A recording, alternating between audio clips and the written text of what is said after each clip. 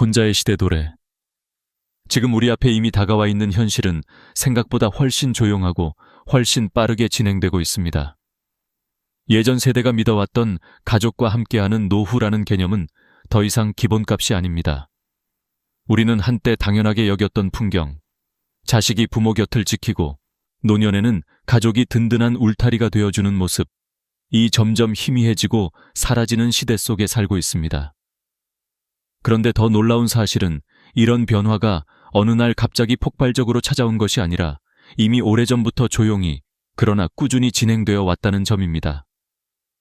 사람들은 늦게 깨닫습니다. 내가 정말 혼자였구나 라는 사실을요.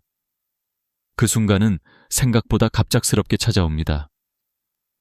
휴대폰을 하루 종일 들여다봐도 연락 한 통 오지 않을 때, 문을 열어도 집안에 울리는 소리라곤 냉장고의 윙 하는 소음뿐일 때, 아침에 눈을 떴는데 나를 부르는 목소리가 어디에도 없을 때, 그제야 사람은 깨닫습니다.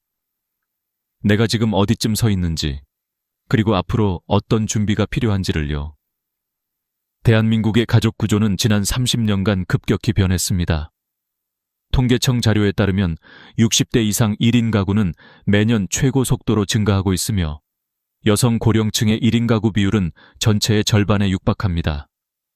한 집에 여러 세대가 함께 살던 시절은 이미 끝났습니다. 부모와 자식이 따로 살고 형제들은 각자의 삶에 바빠지고 노후의 책임은 개인에게 돌아오는 구조가 완전히 자리 잡았습니다. 이 흐름은 더 이상 사회 변화가 아니라 시대 전환이라 불러야 할 정도로 커다란 움직임입니다. 많은 어르신들은 말합니다. 나는 혼자가 될 줄 몰랐다. 하지만 이 말 속엔 한 가지 비밀이 숨어 있습니다. 사실 대부분의 사람은 어느 나이대가 되면 자연스럽게 혼자가 됩니다.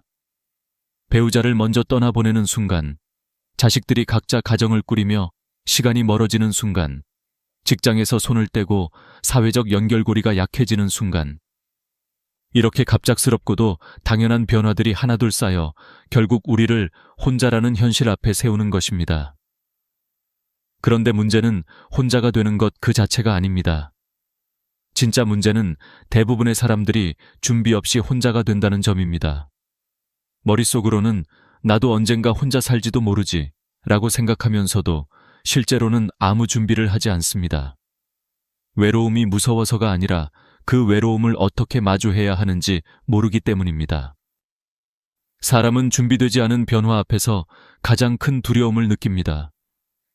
준비된 혼자는 자유가 될 수 있지만 준비되지 않은 혼자는 고통이 됩니다. 이 차이가 노후의 행복과 불행을 결정합니다.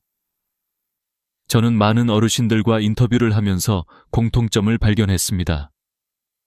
혼자가 된 뒤 힘들어하는 분들 대부분은 혼자라는 사실 때문에 힘든 것이 아니라 혼자일 때 어떻게 살아야 하는지 모르는 것 때문에 무너진다는 사실입니다. 반대로 혼자서도 당당하게 살아가는 분들의 특징은 단 한 가지입니다. 혼자 될 가능성을 인정하는 용기. 그 인정이 시작되면 비로소 준비가 가능해지고 준비가 쌓이면 두려움이 줄어듭니다. 여기서 중요한 질문이 하나 있습니다. 지금 혼자 살아도 괜찮을 자신이 있는가? 이 질문에 망설임이 생긴다면 그건 불안의 증거가 아니라 준비를 시작해야 한다는 신호입니다. 그런데 이 신호는 많은 분들이 외면합니다. 왜냐하면 인간은 본능적으로 불편한 진실을 미루고 싶어 하기 때문입니다. 그러나 시대는 우리의 감정과 상관없이 계속 앞으로 나아갑니다. 지금의 한국 사회는 빠르게 1인 고령 사회로 넘어가고 있고 혼자는 더 이상 특별한 일이 아닙니다. 오히려 새로운 기본값이 되어가고 있습니다. 그럼에도 불구하고 많은 사람들은 여전히 남이 채워주기를 기대하며 살아갑니다. 자식이 챙겨주겠지, 누군가는 도와주겠지, 이런 희망 섞인 기대를 품다가 현실을 맞닥뜨리면 큰 충격을 받습니다. 하지만 이런 충격은 미리 대비하면 훨씬 줄어듭니다. 중요한 건 늦기 전에 내 노후의 주인은 나 자신이라는 사실을 받아들이는 것입니다. 여기서 첫 번째 후크를 드리고 싶습니다. 노후의 가장 위험한 건 외로움이 아니라 준비하지 않은 혼자입니다. 실제로 연구에 따르면 사회적 고립은 흡연만큼이나 건강을 해칠 수 있고 고독은 치매 발병률을 2배까지 높인다는 결과도 있습니다. 이 시대에서 살아남기 위해 필요한 것은 운도 아니고 가족도 아닙니다. 가장 필요한 건 미리 준비하는 삶의 태도입니다. 지금 당신이 이 영상을 보고 있다는 사실 자체가 이미 변화의 시작점일지 모릅니다. 혼자 사는 시대는 더 이상 미래가 아니라 현재입니다. 그리고 지금의 선택이 당신의 10년 후를 바꿀 수 있습니다. 노후의 삶이 흔들리지 않으려면 지금부터 우리가 무엇을 준비해야 하는지 깊이 들여다봐야 합니다. 그 여정을 이 영상에서 함께 시작해 보겠습니다. 보이지 않는 고립의 시작, 노년의 고립은 어느 날 갑자기 큰 충격처럼 찾아오는 것이 아닙니다. 대부분 아주 작은 변화들에서 조용히 시작됩니다. 아침에 눈을 떠도 문 밖으로 나갈 이유가 줄어들고 하루 종일 말 한마디 하지 않아도 아무도 눈치채지 않는 시간이 늘어나고 전화 한 통 걸어볼까 하다가 괜히 폐가 될까 싶어 멈칫하는 순간들. 바로 이런 작은 순간들이 쌓여 어느새 사람을 보이지 않는 고립 속으로 밀어넣습니다. 많은 분들이 고립을 외로움과 같은 감정으로만 생각하지만 사실 고립은 감정이 아니라 상태입니다. 눈에 보이지 않기 때문에 더 위험합니다. 특히 50, 80대는 자신이 고립되고 있다는 사실을 가장 늦게 알아차리는 세대입니다. 나는 아직 괜찮아. 나는 혼자도 잘 살아. 이렇게 말하지만 그 속에는 스스로를 안심시키려는 마음이 숨겨져 있습니다. 실제로 보건당국의 조사를 보면 고립을 자각하지 못한 채 일상을 보낸 시간이 길수록 우울감과 건강 악화 위험이 3배 이상 증가한다고 합니다.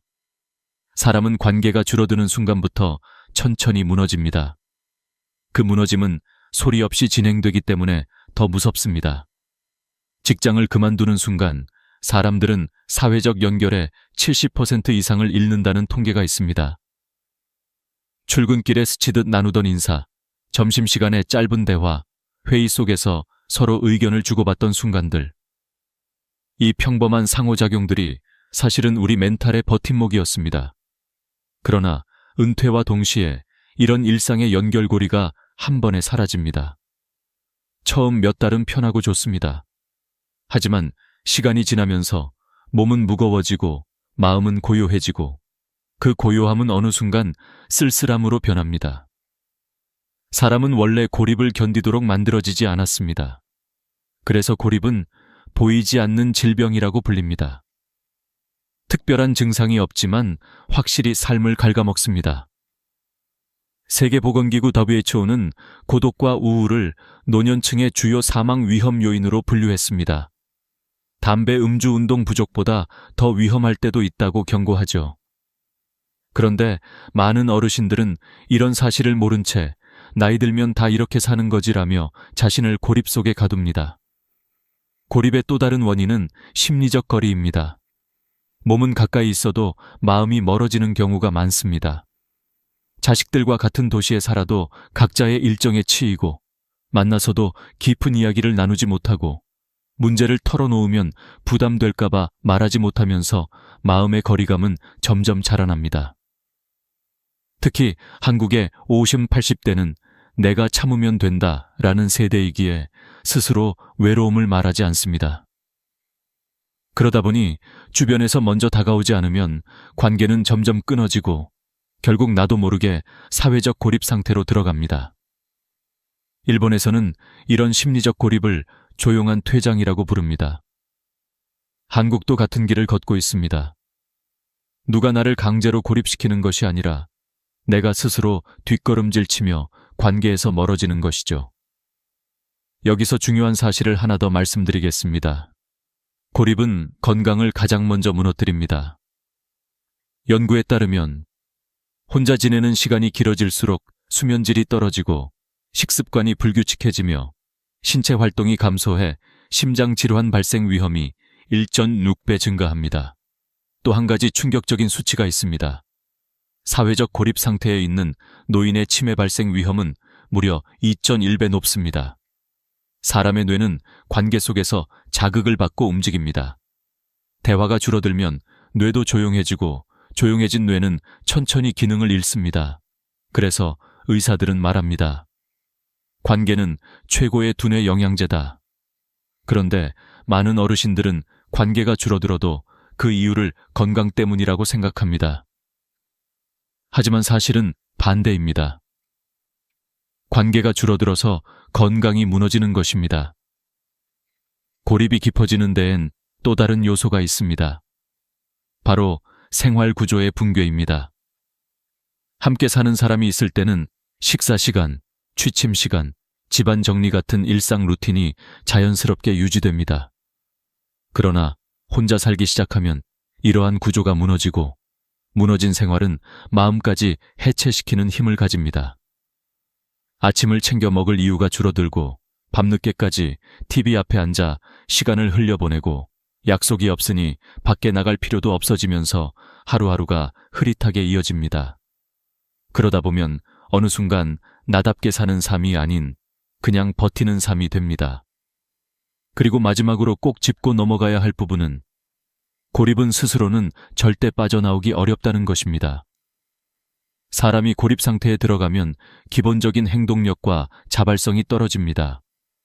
밖에 나가는 것이 귀찮아지고 사람을 만나는 것이 부담스럽고 새로운 관계를 만드는 게 두렵습니다.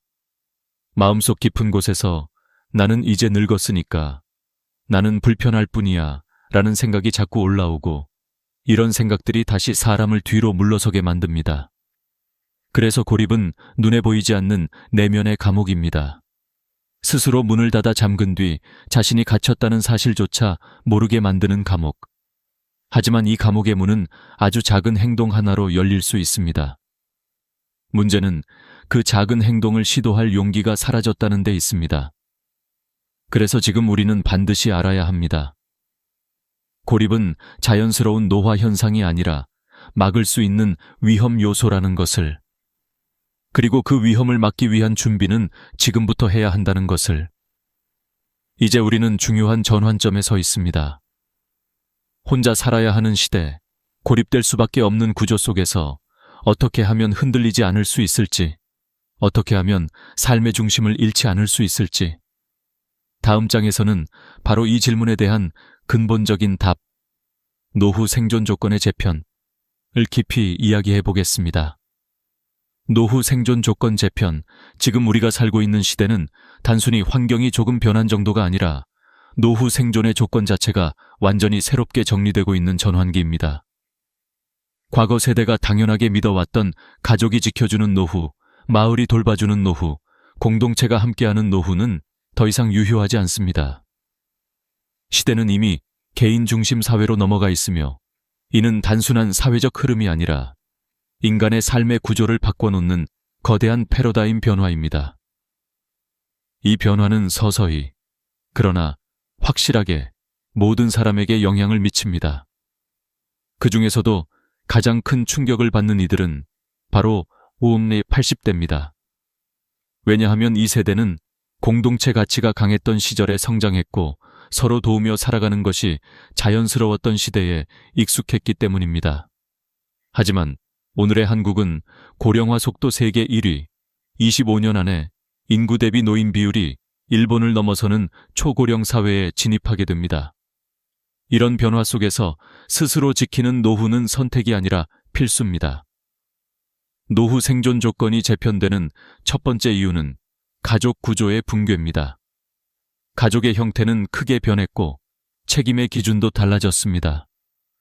과거엔 부모와 자식이 같은 울타리 안에서 서로 의지하며 살았지만 지금은 자식도 자신의 삶을 지키기 바쁩니다. 취업난, 주거난, 결혼 부담, 양육비 폭등 등 40대가 짊어진 짐은 이전 세대보다 훨씬 무겁습니다. 부모에게 마음이 멀어서가 아니라 부모를 책임질 여유 자체가 사라진 것입니다. 그렇기 때문에 이제는 자식이 있어 든든하다는 말이 더 이상 현실적인 대비책이 되지 못합니다. 고령층의 상당수가 경제적, 정서적 지원을 기대하기 어렵고 실제로 통계상 60대 이상 부모의 70%는 자식과의 교류가 월 1회 미만이라고 조사되었습니다. 이처럼 가족 기반 지원 시스템이 약해진 시대에는 오직 자신에게 의지하는 노후가 기본 조건이 됩니다. 두 번째 변화는 사회적 안전망의 한계입니다. 한국은 OECD 국가 중 노인 빈곤율 1위, 자살률 2위를 기록하고 있습니다. 복지제도가 존재하지만 그 혜택은 제한적이고 지역별로 편차가 크며 실질적 지원까지 연결되기 어렵습니다. 의료 서비스 역시 고령층에게 충분히 접근 가능한 형태로 제공되지 않는 경우가 많습니다. 특히 홀로 사는 노인의 경우 병원 방문이 번거롭고 응급 상황 발생 시 도움을 받을 사람도 없습니다. 실제로 응급 상황 발생 후 골든타임을 놓쳐 생명을 잃는 1인 노인 가구 사례가 매년 증가하고 있습니다. 기술이 발전해도 사회적 시스템이 개인의 삶을 완벽히 보호해주지는 못합니다. 그렇기 때문에 국가가 지켜줄 것이라는 기대 대신 내가 나를 지켜야 한다는 태도가 더욱 중요해지고 있습니다. 세 번째 변화는 의료 건강 조건의 변화입니다. 오래 사는 것이 중요한 시대는 이미 지났습니다. 이제는 어떻게 오래 사느냐가 문제입니다. 평균 수명은 길어졌지만 건강 수명은 크게 늘지 않았습니다. 한국인의 평균 수명은 83세지만 건강 수명은 73세에 불과합니다. 즉, 평균적으로 10년 동안은 아프거나 누군가의 도움을 필요한 상태로 산다는 의미입니다. 이 10년을 누가 책임질 것인가? 가족도, 제도도, 주변도 아닙니다. 결국 자신이 스스로 관리할 수 있는 체력, 정서력, 생활 루틴이 생존의 가장 핵심 요소로 떠오르게 됩니다. 그리고 이 건강 문제는 나이가 들수록 가속화됩니다. 근육량은 매년 1%씩 감소하고 균형 감각은 60대 이후 급격히 떨어집니다. 치매 발병률은 65세 이상, 인구의 약 10%, 80세 이상은 40% 이상이라고 알려져 있습니다. 이런 수치를 듣고 불안해지는 것이 당연합니다. 하지만 중요한 건 두려움이 아니라 준비의 방향입니다. 네 번째 변화는 경제적 리스크의 증가입니다. 1인 노후는 2배의 비용을 필요로 합니다. 식비, 관리비, 보조기구 비용, 치료비 등 모든 것이 혼자에게 집중됩니다. 게다가 연금만으로 생활하기 어려운 구조에서 예상치 못한 의료비나 돌발 상황은 노후 경제를 쉽게 붕괴시킵니다. 실제로 한국 고령층의 절반 이상은 월소득 100만 원 이하로 생활하고 있고 65세 이상 노인의 45%가 여전히 생계를 위해 일을 하고 있습니다. 이는 준비 없는 노후가 얼마나 무겁게 사람을 짓누르는지를 보여주는 현실적 지표입니다. 경제적 여유가 없다는 이유로 건강을 방치하면 더 큰 병이 생기고 결국 더 많은 돈이 드는 악순환이 반복됩니다. 다섯 번째 변화는 정서적 기반의 약화입니다. 정서적 회복력은 나이가 들수록 약해지는데 이는 몸의 기능 저하뿐 아니라 인간관계 축소, 역할 상실, 자존감 저하 등 복합적인 요인 때문에 발생합니다. 곁에 누군가 있어 정서적 균형을 잡아줄 때는 버틸 수 있지만 혼자 살아야 하는 시대에는 이 정서적 회복력이 생존의 필수 요소가 됩니다. 감정의 균형을 잃으면 작은 문제도 크게 느껴지고 쉽게 우울해지며 삶 전체의 동력이 사라집니다. 특히 노년기의 우울은 만성 질환을 악화시키고 치매 위험을 높이며 일상 기능을 잃게 만드는 무서운 파급력을 갖고 있습니다. 이처럼 노후 생존 조건의 환경이 급격히 바뀌고 있는 시대에서 가장 현명한 사람은 변화의 본질을 정확히 이해하는 사람입니다. 내가 어떤 위험 앞에 서 있는지 알아야 대비할 수 있습니다. 우리는 아직 늦지 않았습니다. 지금이 바로 전략을 세우고 준비를 시작할 적기입니다. 앞으로 삶이 더 길어진 시대에서 혼자라도 당당하게 살아가기 위해 필요한 생존 전략, 다음 장에서 구체적으로 말씀드리겠습니다. 3가지 생존 전략 노후에 혼자 살아야 한다는 사실은 더 이상 특별한 일이 아니며 피할 수 없는 시대적 흐름입니다. 그렇기 때문에 우리는 외면할 것이 아니라 준비해야 합니다. 준비가 되어 있는 사람은 혼자여도 흔들리지 않지만 준비가 되지 않은 사람은 작은 문제에도 무너집니다. 지금부터 말씀드릴 3가지 생존 전략은 단순한 조언이 아니라 수많은 연구와 실제 사례를 통해 검증된 노후 생존의 핵심 원칙입니다. 이 3가지는 누구나 바로 오늘부터 실행할 수 있고 실행할수록 삶은 더 단단해집니다. 사람들은 흔히 노후 준비라고 하면 돈, 집, 연금을 떠올립니다. 물론 그것도 중요합니다. 하지만 그것보다 더 근본적이고 생존에 직결되는 요소는 따로 있습니다. 바로 관계, 건강, 그리고 정서력입니다. 이 3가지가 균형을 이루면 혼자여도 중심을 잃지 않고 살아낼 수 있습니다. 첫 번째 생존 전략은 관계를 다시 짜는 것입니다. 사람들은 나이가 들수록 관계가 줄어드는 것을 자연스럽다고 생각합니다. 하지만 자연스럽게 관계가 줄어드는 순간 고립은 시작됩니다. 그래서 노후의 관계는 자연스럽게 만들어지는 것이 아니라 의도적으로 만들어야 합니다. 한국보건사회연구원의 조사에 따르면 주 1회 이상 사회적 활동을 하는 고령층은 그렇지 않은 사람보다 우울감이 42% 낮고 인지기능 저하 위험도 절반 이하로 줄어든다고 합니다. 관계는 감정적 위로를 넘어 생존의 도구입니다. 여기서 중요한 포인트는 가족이 아닌 관계가 더 효과적일 때가 많다는 점입니다. 왜냐하면 가족은 감정적 부담이 크지만 동네 사람 모임 사람들은 가벼운 친밀감으로 오히려 안정적인 관계를 유지할 수 있기 때문입니다. 작은 인사, 동네 모임 참여, 매주 한 통의 연락, 이런 작은 행동이 노후의 사회적 안전망을 만들어냅니다. 둘째 생존 전략은 몸을 지키는 능력입니다. 건강은 나이 들수록 관리의 문제에서 생존의 문제가 됩니다. 특히 혼자 사는 노인은 아프지 않는 것이 중요한 것이 아니라 아플 때 스스로 대처할 수 있느냐가 더 중요합니다. 건강을 잃으면 관계도 끊어지고 경제도 흔들리고 정서도 무너집니다. 세계보건기구 WHO는 매일 30분 걷기만으로 심혈관 질환 위험이 30%, 치매 위험이 28% 줄어든다고 발표했습니다. 걷기는 돈이 들지 않는 가장 강력한 생존 운동입니다. 식사도 마찬가지입니다. 혼자 살면 라면, 빵, 김밥 등으로 끼니를 때우는 경우가 많지만 이런 식사는 신체 기능을 빠르게 약화시키고 면역력을 떨어뜨립니다. 아주 단순한 반찬 2-3가지, 따뜻한 한 끼를 직접 준비하는 습관만 있어도 건강은 크게 달라집니다. 여기에 한 가지 더 중요한 요소가 있습니다. 병원에 혼자 가는 능력입니다. 많은 어르신들이 누가 같이 가줘야 병원 간다고 말하지만 실제 응급 상황에는 누구도 옆에 있어 주지 못합니다. 예약, 접수, 검사, 약 수령. 이 모든 과정을 혼자 해보는 연습이 필요합니다. 이것이야말로 진짜 혼자 사는 기술입니다. 마지막으로 비상 연락망을 만들어두는 것은 생명을 지키는 전략입니다. 응급 연락처, 복용 중인 약, 질병 이력 등을 적어 눈에 잘 띄는 곳에 붙여두는 것은 작지만 결정적인 준비입니다. 3번째 생존 전략은 정서력을 키우는 것입니다. 나이가 들수록 몸보다 마음이 먼저 약해집니다. 전화가 울리지 않는 집, 하루 종일 말 한마디 없는 시간, 기대할 사람이 없다는 사실이 마음속 깊은 곳을 천천히 잠식합니다. 하지만 정서력은 타고나는 것이 아니라 키우는 것입니다.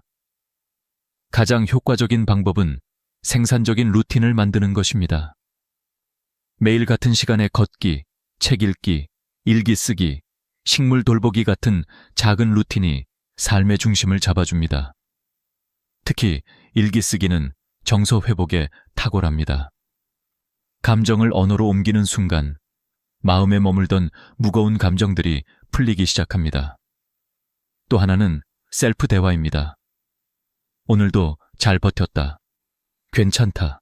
너는 아직 충분하다. 이런 간단한 말들이 쓸모없다는 생각으로부터 자신을 지켜냅니다. 한국 노년층은 평생 가족을 위해 희생해온 세대이기 때문에 자신을 돌보는 것에 익숙하지 않습니다. 그래서 더 필요합니다. 스스로를 인정하고 위로하는 능력. 나이가 들수록 자신을 세워줄 수 있는 사람은 결국 자기 자신뿐입니다. 이 세 가지 전략은 각기 다른 내용처럼 보이지만 사실 하나로 연결되어 있습니다. 관계는 정서를 지탱하고 정서는 건강을 지키며 건강은 관계를 넓히는 힘이 됩니다. 이 순환이 생기면 혼자 살아도 무너지지 않습니다. 중요한 건 큰 변화가 아니라 아주 작은 실천입니다. 관계는 인사 한 번에서, 건강은 걸음 한 걸음에서, 정서력은 한 줄 기록에서 시작됩니다. 다음 장에서는 이런 작은 실천들이 어떻게 사람의 삶을 완전히 바꾸는지 실제 사례와 함께 깊게 이야기해 보겠습니다. 삶을 바꾼 작은 실천, 혼자 살아가는 시대에 필요한 생존 전략을 머릿속으로 이해하는 것만으로는 충분하지 않습니다. 삶을 실제로 바꾸는 힘은 아주 작고 단순한 실천 속에서 시작됩니다. 많은 분들이 이 나이에 뭐가 달라지겠어 라고 말하지만 오히려 노년의 변화는 젊을 때보다 훨씬 빠르고 명확하게 나타납니다. 몸도 마음도 환경도 작은 자극에 민감하기 때문입니다. 오늘 말씀드릴 사례들은 특별한 사람들이 아닙니다. 이름도 평범하고 환경도 평범한, 그러나 작은 행동 하나가 인생 전체를 바꿔놓은 분들의 이야기입니다. 숫자와 연구가 근거를 제공한다면 실제 삶의 이야기들은 우리 마음을 움직이는 증거입니다. 그리고 세상에서 가장 강력한 변화는 한 사람의 실제 경험에서 나옵니다. 이 장은 바로 그 변화의 순간들을 담고 있습니다.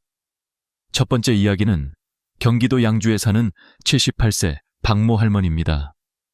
남편을 일찍 떠나보내고 자식들도 멀리 살면서 할머니는 어느 순간 자신도 모르게 고립 상태에 들어갔습니다. 하루에 말하는 단어 수가 100개도 되지 않았고 일주일에 외출하는 날은 단 2번뿐이었습니다. 그런데 어느 날 보건소에서 우연히 본 전단지 한 장, 노인 반찬 나눔 모임, 이 할머니 인생의 방향을 바꾸었습니다. 처음엔 나가기 귀찮았지만 집에만 있으니 더 늙는 것 같다는 생각에 한번 나가본 것이 시작이었습니다. 그 모임에서 만난 같은 또래의 사람들과 매주 반찬을 나누고 수다를 떨면서 할머니는 잊고 지내던 감정을 다시 찾기 시작했습니다. 허혈성 심장질환 수치가 낮아지고 실생활 활동 능력이 15% 향상되었다는 의사의 말에 할머니는 이렇게 말했습니다.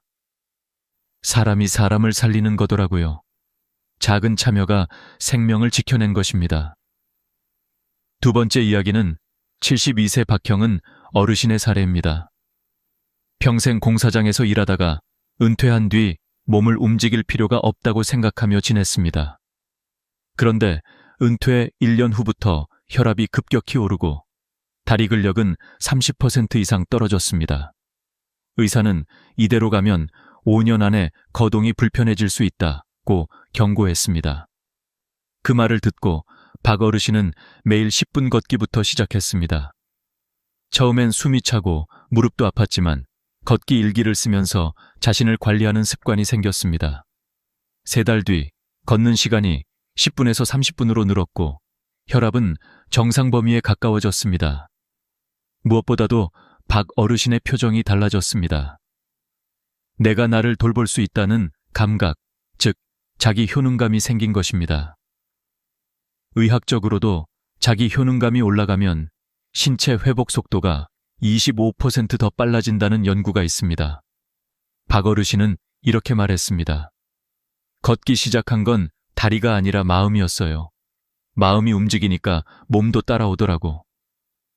세 번째 이야기는 부산의 68세 정모 할머니입니다. 남편과 사별한 뒤 3년 동안 방 안에서 거의 나오지 않았습니다. 외출 공포, 대인 기피, 그리고 자신이 쓸모없어졌다는 생각이 밤마다 그녀를 괴롭혔습니다. 그러던 어느 날 동사무소 게시판에서 우연히 본 평생 교육 프로그램 시쓰기 강좌가 그녀의 인생을 다시 밖으로 끌어냈습니다. 처음 수업에서 자신이 쓴 글을 소리내어 읽다가 눈물을 흘렸고 그 순간 정 할머니는 오랫동안 눌러왔던 감정이 서서히 풀리는 것을 느꼈다고 합니다. 문학회에 가입하고 매달 한 편씩 글을 발표하면서 그녀는 다시 세상과 연결되기 시작했습니다. 재미있는 사실은 정서적 표현을 꾸준히 하는 노인은 우울감이 30% 낮아지고 치매 발병 위험이 20% 줄어든다는 연구 결과가 있다는 점입니다. 글을 쓰는 행위가 뇌를 자극하고 감정을 정리해주기 때문입니다. 정 할머니는 지금도 말합니다. 내가 다시 살아있다는 걸 글이 느끼게 해줬어요. 이 세 사람은 모두 처한 환경이 달랐습니다. 그러나 그들을 하나로 연결하는 점은 단 하나, 작은 실천 하나가 인생을 완전히 바꿨다는 것입니다. 박 할머니는 모임에 한 번 나간 것이, 박 어르신은 하루 10분 걷기가, 정 할머니는 시 한 편 읽고 쓰는 것이 시작이었습니다. 사람들은 너무 큰 계획을 세우다가 지칩니다. 하지만 노후의 변화는 언제나 작은 행동에서 시작됩니다. 아주 작은 행동은 부담이 없기 때문에 지속할 수 있고, 지속되면 반드시 삶을 변화시킵니다. 이것은 심리학에서도 증명된 원리입니다. 작은 성공 경험이 쌓이면 도파민이 분비되고, 도파민은 다시 행동력을 끌어올립니다. 행동력이 생기면 삶이 움직이고, 삶이 움직이면 고립이 깨집니다. 그리고 또 하나 중요한 포인트가 있습니다. 이들이 변화할 수 있었던 이유는 혼자서만 하지 않았기 때문입니다. 박 할머니는 모임 친구들이 있었고, 박 어르신은 걷기 일기를 나누는 동네 사람들이 있었으며, 정 할머니는 글을 공유하는 문학회가 있었습니다. 인간은 관계 속에서 회복되는 존재입니다. 작은 행동, 따뜻한 연결. 이 두 가지가 만나면 어떤 노년도 다시 살아납니다. 지금 혼자 지내고 있다고 해서, 지금 늦었다는 생각이 든다고 해서 걱정할 필요는 없습니다. 단 1번의 참여, 단 10분의 걷기, 단 한 줄의 기록이면 충분합니다. 그 작은 변화가 삶의 균형을 다시 잡아주고 새로운 길을 열어줍니다. 이 세 사례는 증명합니다. 노후는 끝이 아니라 다시 나로 돌아오는 시간이라는 것을. 이제 마지막 장에서는 혼자여도 흔들리지 않는 삶을 어떻게 완성할 수 있는지, 그리고 우리가 꼭 기억해야 할 한 가지 마지막 배움을 함께 이야기해 보겠습니다. 혼자여도 단단한 삶 인생의 후반부에 들어서면 누구나 한 번쯤은 스스로에게 이런 질문을 던지게 됩니다. 앞으로의 시간, 나는 어떻게 살아야 할까? 이 질문은 나이를 불문하고 우리 모두를 멈춰 서게 만들지만, 특히 혼자 살아가야 하는 노년에게는 더욱 깊고 무거운 의미를 가집니다. 많은 어르신들이 말합니다. 혼자 살면 외롭고 불안하고 모든 게 두렵다. 하지만 그 감정 속에는 또 하나의 진실이 숨어 있습니다. 우리는 단 한 번도 혼자 사는 삶을 배우지 않았다는 사실입니다. 어린 시절에는 부모에게, 청년기에는 사회에, 중년에는 가족에게 기대고 살아왔습니다. 기대는 자연스러운 일이었지만 이제 시대는 우리에게 새로운 질문을 던집니다. 이제 스스로에게 기대며 살아갈 준비가 되었는가? 바로 이것이 혼자여도 단단한 삶을 위해 반드시 마주해야 하는 마지막 관문입니다. 혼자 산다는 것은 고립을 의미하지 않습니다. 오히려 자기 삶의 중심을 다시 찾는 과정이 될 수 있습니다. 노후의 시간은 길어졌고 한국은 세계에서 가장 빠르게 고령화하고 있습니다. 이런 시대에 가장 지혜로운 사람은 자신만의 구조를 가진 사람입니다. 여기서 말하는 구조란 거창한 것이 아닙니다. 나를 지탱해주는 작은 루틴, 꾸준히 이어가는 관계, 나를 다시 일으켜 세우는 말들, 하루를 정리해주는 기록. 이 작은 구조들이 모여 삶의 중심이 됩니다. 혼자라는 이유로 삶이 무너지는 것이 아니라 구조가 없기 때문에 무너지는 것입니다. 구조를 갖추는 순간 사람은 혼자여도 충분히 살아낼 힘을 얻게 됩니다. 그렇다면 혼자여도 단단한 삶을 완성하는 방법은 무엇일까요? 먼저 관계를 끊임없이 관리하는 태도입니다. 나이가 들수록 관계는 저절로 늘어나지 않습니다. 관계는 가꾸는 것이고 나이를 먹을수록 더 의도적으로 가꾸어야 합니다. 매주 한 번이라도 안부를 주고받는 사람이 있다면 그 사람은 이미 당신의 인생을 지키는 중요한 연결입니다.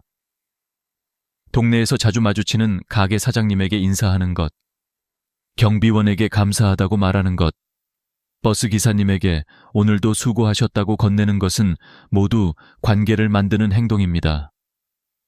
관계는 크지 않아도 됩니다. 작고 가벼워도 충분히 사람을 살릴 수 있는 힘을 가집니다. 두 번째는 건강을 운에 맡기지 않는 태도입니다. 노년의 건강은 관리가 아니라 생존입니다. 나를 돌보지 않으면 아무도 대신 돌볼 수 없습니다. 매일 30분 걷기, 규칙적인 식사, 수면 패턴을 유지하는 것, 정기검진을 빼먹지 않는 것. 이 단순한 행동들은 몸과 마음의 붕괴를 막는 최소한의 방어막입니다. 많은 연구가 말합니다. 노년 건강은 운동량보다 꾸준함이 더 중요하다고. 꾸준함은 근육을 지키고 심장을 지키고 뇌를 지킵니다. 그리고 무엇보다 중요한 것은 건강을 돌보는 행동 자체가 당신의 자기 효능감을 높인다는 점입니다. 나는 나를 지킬 수 있다는 감각은 혼자의 삶에서 가장 강력한 생존 에너지입니다. 세 번째는 정서적 회복력을 키우는 태도입니다. 노년의 세상을 무겁게 만드는 것은 외로움이 아니라 감정을 품을 곳이 없다는 사실입니다. 감정은 억누른다고 사라지지 않습니다.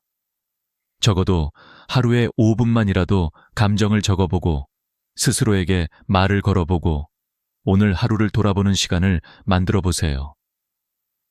어떤 심리학자는 말합니다. 감정을 언어로 표현하는 순간 마음의 30%는 치유된다.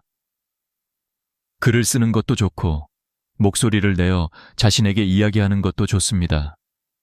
중요한 것은 표현입니다. 표현하는 사람은 고립 속에서도 무너지지 않습니다. 마음에는 방향이 필요합니다. 표현은 그 방향을 만들어줍니다. 하지만 이 모든 전략보다 더 중요한 것이 하나 있습니다. 나를 안아주는 마음입니다.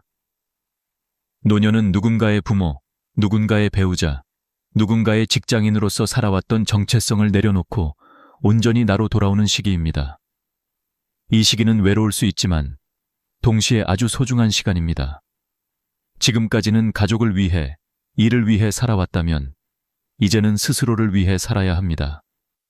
자신을 책망하지 말고 더 나은 사람으로 완벽하게 살아야 한다는 강박도 내려놓고 지금까지 버텨온 나 자신에게 잘 살아왔다고 말해줄 필요가 있습니다. 자기 자신과의 관계가 회복되는 순간 인생은 새로운 의미를 얻습니다. 이 영상에서 꼭 드리고 싶은 마지막 메시지는 이것입니다. 혼자라는 것은 약함이 아니라 준비해야 할 현실입니다. 그러나 준비된 혼자는 누구보다 단단합니다. 혼자 있어도 괜찮은 사람이 되기 위해 필요한 것은 거창한 것이 아닙니다. 작은 행동, 작은 관계, 작은 기록. 단 1%의 변화가 쌓이면 삶 전체가 바뀝니다. 당신은 아직 늦지 않았습니다. 지금부터 단 한 가지라도 해보세요. 창밖을 보며 10분 걷기, 따뜻한 한 끼 만들어 먹기, 오랫동안 연락하지 못한 친구에게 안부 보내기, 혹은 지금 이 영상을 보며 느낀 감정을 한 줄만 적어보기. 이 작은 행동 하나가 당신의 삶을 다시 움직이게 하는 첫걸음이 될 것입니다. 그리고 이 여정을 당신 혼자만 걷지 않아도 됩니다. 저는 계속해서 이야기를 전할 것이고 당신의 하루에 작은 등불이 되어 드릴 것입니다. 혼자여도 단단한 삶, 혼자여도 따뜻한 삶을 함께 만들어갈 수 있기를 바랍니다. 끝까지 함께 해주셔서 감사합니다. 다음 이야기에서도 당신의 마음에 작은 힘이 되어 드릴 수 있기를 바랍니다. 지금 구독과 좋아요를 눌러주시면 앞으로도 이런 이야기들을 놓치지 않고 받아보실 수 있습니다. 당신의 내일이 조금 더 밝아지길 진심으로 응원합니다. 인생을 오래 살아보니 한 가지 사실이 너무도 분명하게 다가옵니다. 결국 마지막에 남는 건 누구도 아닌 바로 나 혼자라는 진실입니다. 젊을 때는 자식이 평생 곁을 지켜줄 것 같고, 배우자와는 끝까지 함께 늙어갈 것 같고, 친구들은 평생의 동반자처럼 느껴지지만, 세월이라는 이름의 강은 우리가 붙잡아온 모든 것을 차례차례 데려가 버립니다. 어느 날 문득 식탁 앞에 혼자 앉아 식어버린 밥상을 바라보는 순간 비로소 깨닫게 됩니다. 함께했던 모든 사람들이 조금씩 멀어지고 어떤 약속도 어떤 관계도 영원하지 않다는 것, 그리고 결국 남는 건 내 그림자와 내 숨뿐이라는 사실입니다. 이 진실은 날카롭고 쓸쓸하게 느껴지지만 동시에 우리의 노년을 지켜주는 가장 현실적이고 강력한 출발점이기도 합니다. 진실을 외면하면 불행이 되고 진실을 직면하면 준비가 됩니다. 저는 90을 넘기고 나서야 이 단순한 진리가 얼마나 소중한지 깨달았습니다. 자식들은 각자의 삶이 너무 바빠서 나를 중심에 두고 살아갈 여유가 없고, 배우자는 병으로 떠나거나 시간이 앞서 데려가 버립니다. 친구들은 하나둘 연락이 끊기고 건강이 나빠지면 자연스레 관계는 흐려집니다. 그래서 저는 어느 날 스스로에게 물었습니다. 정말 끝까지 내 곁에 남아줄 것은 무엇인가? 그 질문 앞에서 오래 고민할 것도 없었습니다. 자식도, 돈도, 건강도, 인간관계도 결국은 내 곁을 떠납니다. 그러나 내가 나를 지키는 힘, 내가 나를 일으키는 정신, 그리고 내가 쌓아온 태도만은 마지막까지 남아 있었습니다. 이것이 바로 노년을 살아가는 가장 중요한 기반이고 오늘 이야기의 출발점입니다. 오늘 제가 여러분께 나누고 싶은 이야기는 단순한 조언이나 미화된 경험담이 아닙니다. 세월이 남기고 간 상처, 후회, 깨달음, 그리고 진실로 만들어진 이야기입니다. 당신이 지금 60대든 70대든 혹은 이미 80대를 지나가고 있든 지금 이 순간부터라도 삶을 단단하게 다시 세울 수 있습니다. 노년은 준비하는 사람과 그렇지 않은 사람의 차이가 극명하게 갈립니다. 같은 나이를 살아도 어떤 사람은 매일을 불안과 외로움 속에서 버티고 어떤 사람은 홀로 살아도 당당하고 자유롭게 살아갑니다. 그 차이는 돈에 많고 적음이 아니라 자식의 효도 여부가 아니라 당신이 어떤 진실을 받아들이고 어떤 준비를 했는가에서 나옵니다. 그래서 오늘 저는 3가지 큰 이야기를 나누려 합니다. 첫째는 혼자 살아도 무너지지 않는 6가지 준비입니다. 이 6가지는 단순한 체크리스트가 아니라 노년을 건강하게 지탱하는 뿌리 같은 것입니다. 집이 흔들리면 마음도 흔들리고 몸을 돌보는 힘이 사라지면 자존심도 무너집니다. 죽음을 두려워하면 남은 시간은 불안으로 잠식되고 남의 시선에 묶여 살면 삶은 점점 작아집니다. 감정을 억누르면 병이 되고 배우기를 멈추면 세상에 뒤처져 스스로를 잃습니다. 그래서 이 6가지 준비는 혼자 남는 순간에도 당신의 마음과 일상을 부서지지 않게 지켜주는 실질적인 힘이 됩니다. 두 번째는 65세 이후에는 돈을 아끼기보다 써야 하는 이유입니다. 많은 사람이 저축만이 안전이라고 믿지만 노년을 가장 허무하게 만드는 것도 바로 못 써본 돈입니다. 내가 쓰지 않으면 결국 남이 쓰고 내가 누리지 않으면 결국 기억조차 남지 않습니다. 돈을 쓴다는 건 단순한 소비가 아니라 내가 살아온 세월을 스스로 보상하고 확인하는 행위입니다. 병원비로 사라지고 자식들의 다툼의 씨앗이 되는 돈이 아니라 내가 직접 웃고 추억을 만드는 데 쓰는 돈이 진짜 내 돈입니다. 이 주제는 수십 명의 노인들을 상담하며 가장 자주 들은 후회의 목소리에서 비롯된 이야기입니다. 세 번째는 노년에 절대 엮이면 안 되는 인간들에 대한 이야기입니다. 나이가 들면 외로워서 혹은 습관적으로 혹은 예의 때문에 관계를 정리하지 못하는 경우가 많습니다. 하지만 잘못된 인연 하나가 노년 전체를 망치기도 합니다. 도움만 받고 은혜는 모르는 사람, 남의 가족사를 퍼뜨리는 사람, 앞에서는 웃고 뒤에서는 욕하는 사람, 먼저 연락 한번 하지 않는 사람, 정치 이야기로 싸움을 부르는 사람. 이런 사람들은 당신의 남은 삶을 혼란과 상처로 채웁니다. 노년의 평화는 사람을 가려내는 데서 시작됩니다. 이 세 가지 주제는 서로 따로 존재하는 이야기가 아닙니다. 결국 모두 한 곳으로 모입니다. 바로 내 인생을 내가 지키는 힘. 자식에게 기대지 않고, 돈에 매달리지 않고, 잘못된 관계에 휘둘리지 않고, 나라는 존재를 단단하게 세우는 것. 이것이야말로 노년을 행복하게 만드는 가장 근본적인 비밀입니다. 저는 오늘 이 이야기를 통해 여러분이 남은 시간을 후회 없이 살 수 있도록 돕고 싶습니다. 힘을 주고 싶고 용기를 드리고 싶습니다. 이제 첫 번째 주제로 들어가기 전에 마지막으로 한 가지 말씀드리고 싶습니다. 지금 당신의 나이가 얼마이든 삶이 어디쯤 와 있든 아직 늦지 않았습니다. 오늘 이 순간 마음이 움직였다면 그게 바로 새로운 노년의 출발점입니다. 이제 우리는 본격적으로 6가지 준비 이야기를 시작하려 합니다. 당신의 노년이 무너지지 않는 단단한 기둥을 세우기 위한 첫걸음입니다. 노년을 살아보니 혼자 남는 순간이 오더라도 무너지지 않고 버티게 해주는 힘은 거창한 것이 아니었습니다. 오히려 아주 기본적이고 아주 현실적이고 아주 소소해 보이는 준비들이었습니다.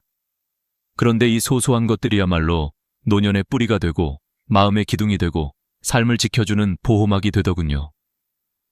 그래서 오늘은 혼자 살아도 흔들리지 않기 위해 반드시 갖춰야 할 6가지 준비를 차근차근 이야기해 보려고 합니다. 이 6가지는 어느 것 하나 대충 넘길 수 있는 것이 아닙니다. 실제 사례와 함께 제가 직접 보고 겪은 경험을 담아 솔직하게 풀어드리겠습니다. 첫 번째는 주거 안정성, 즉 내가 마음 편히 머물 수 있는 공간을 확보하는 것입니다. 나이가 들수록 사람은 집에 머무는 시간이 자연스레 많아집니다. 그래서 집이 불안하면 인생 전체가 흔들립니다. 제가 아는 정할머니는 평생 자식집을 전전했습니다. 여기서 몇 달, 저기서 몇 달, 눈치 보며 살아야 했고 짐도 제대로 풀지 못했습니다. 어떤 날은 새벽에 일어나 슬그머니 방을 정리하며 이렇게 말하곤 했습니다. 내가 잠깐 머물다 가야 하는 사람 같아. 이 말이 얼마나 마음을 아프게 했는지 모릅니다.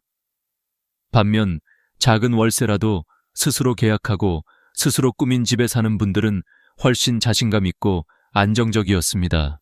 노년의 삶에서 가장 먼저 챙겨야 할 건 크고 화려한 집이 아니라 내가 내 마음대로 들어가고 나갈 수 있는 내 공간입니다. 두 번째는 자립 능력, 즉 일상생활을 스스로 해낼 수 있는 힘입니다. 밥을 차려 먹고 청소를 조금이라도 하고 약을 챙겨 먹을 수 있는 능력. 사람들이 흔히 나이 들면 누가 돌봐주겠지라고 생각하지만 현실은 정반대입니다. 자립 능력이 있는 사람은 도움받을 때도 존중받고 스스로 해낼 수 있을 때 삶의 질이 크게 떨어지지 않습니다. 저는 한번 허리를 다쳐 침대에 며칠 누워 있었는데 혼자 화장실을 못 가는 일이 얼마나 큰 스트레스인지 그때 처음 알았습니다. 그래서 작은 운동이라도 꾸준히 하며 몸을 유지하는 게 곧 혼자 살아도 버틸 수 있는 최소한의 힘이 됩니다. 세 번째는 죽음을 미리 받아들이는 마음의 준비입니다. 죽음 준비라 하면 많은 분이 무섭고 꺼리는 이야기라고 생각합니다. 하지만 죽음을 인정하지 않으면 남은 삶 전체가 불안에 흔들립니다. 반대로 죽음을 자연스러운 과정으로 받아들이면 현재의 하루가 훨씬 단단해집니다. 저는 아는 할아버지가 나는 죽음 준비를 해놓으니까 하루가 훨씬 가볍다고 말하는 걸 듣고 놀랐습니다. 유언장을 미리 정리하고 장례 방식도 간단히 남겨두고 남에게 부담되지 않게 해놓으니 오히려 살아있는 매일이 더 선명해졌다고 하셨습니다. 죽음을 준비하는 건 죽음을 기다리는 것이 아니라 남은 삶을 더 가치 있게 만드는 준비입니다. 네 번째는 체면을 내려놓는 용기입니다. 노인들이 가장 많이 스스로를 괴롭히는 것 중 하나가 바로 체면입니다. 남들이 나를 어떻게 볼까? 내가 초라해 보일까? 혹시 나를 웃음거리로 여기지 않을까? 이런 걱정 때문에 불필요한 비용을 쓰고 힘든데도 억지로 꾸미고 고집불통이 되어 스스로를 더 힘들게 합니다. 그런데 정말 중요한 건 외모가 아니라 태도였습니다. 자연스러운 흰머리, 세월이 그린 주름, 조금 느린 걸음. 이것들은 부끄러운 게 아니라 삶의 흔적입니다. 저는 어떤 할머니가 오래된 가디건에 작은 브로치를 달고 단정하게 입은 모습을 보고 저게 바로 품이구나 하고 느꼈습니다. 억지로 젊음을 유지하는 체면이 아니라 있는 그대로를 받아들이는 품위. 이것이 혼자 살아도 꿋꿋하게 만드는 힘입니다. 5번째는 감정을 솔직하게 표현하는 습관입니다. 나이 들수록 외로움, 서운함, 두려움 같은 감정이 더 자주 찾아오지만 많은 분이 나이가 있는데 이런 말 하면 창피하지 라며 마음을 꽁꽁 숨깁니다. 그러다 보면 감정이 쌓여 병이 되고 인간관계도 멀어져 버립니다. 저는 가까운 지인이 마음을 억누르다가 우울증으로 힘들어지는 것을 보았습니다. 그 모습을 지켜보며 깨달았습니다. 표현하지 않는 감정은 사라지지 않고 오히려 안에서 상처로 번집니다. 그래서 기쁨은 기쁨대로 말하고, 속상한 건 속상하다고 말하고, 고맙다면 고맙다고 말해야 합니다. 감정의 표현은 약함이 아니라 삶을 건강하게 지키는 기술입니다. 6번째는 배움의 끈을 놓지 않는 자세입니다. 나이가 들면 새로운 것을 배우기 어려울 것 같지만 사실 배운 만큼 노년을 젊게 하는 건 없습니다. 스마트폰을 배우고, 새로운 취미를 배우고, 글씨 연습을 하고, 그림을 그리거나 악기를 배우는 것. 이런 사소한 배움들이 치매를 예방하고 마음을 활력 있게 만듭니다. 제가 아는 어떤 할머니는 80이 넘어서 처음으로 스마트폰으로 사진 찍는 법을 배웠습니다. 그날 찍은 첫 사진을 보며 아이처럼 웃었습니다. 그 미소를 보면서 저는 확신했습니다.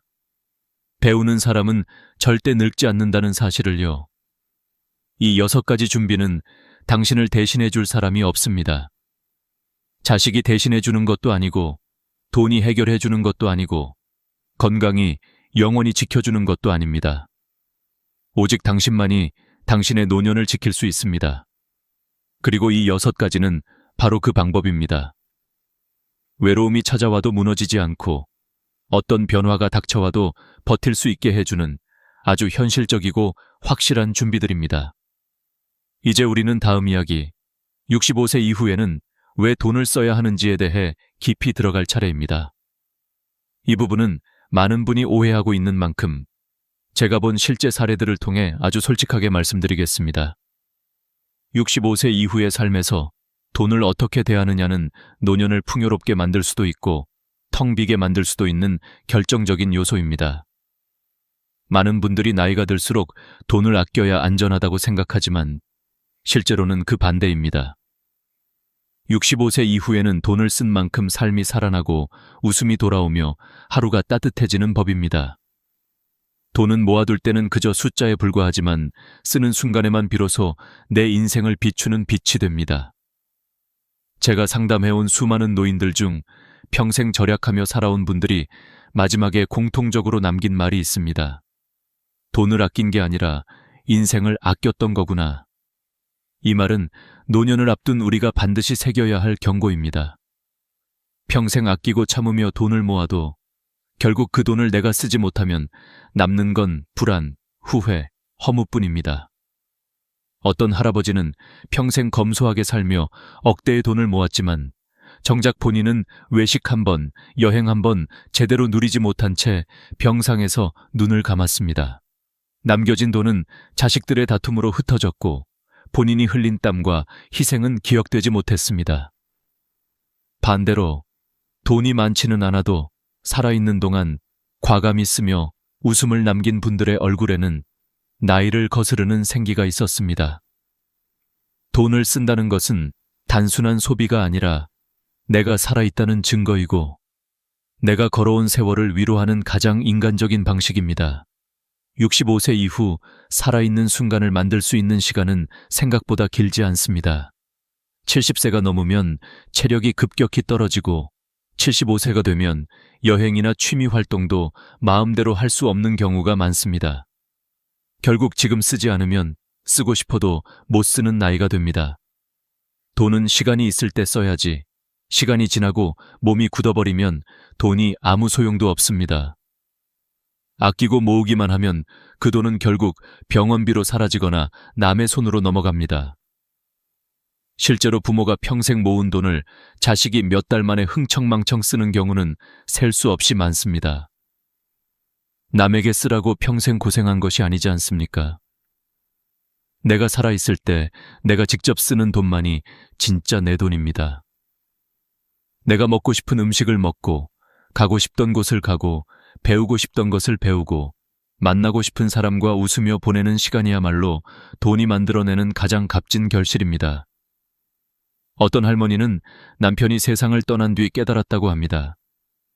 내가 안 쓰면 이 돈은 내게 아니구나. 그래서 늦은 나이에 수영을 배우고 문화센터에서 스마트폰도 배우고 친구들과 여행도 다녔습니다. 주변에서는 나이에 안 맞는다고 말렸지만 할머니는 단호히 말했습니다. 내 돈은 지금 웃게 해줄 때 제일 아깝지 않다. 그 말처럼 돈은 쓰는 순간 비로소 나를 위해 존재합니다.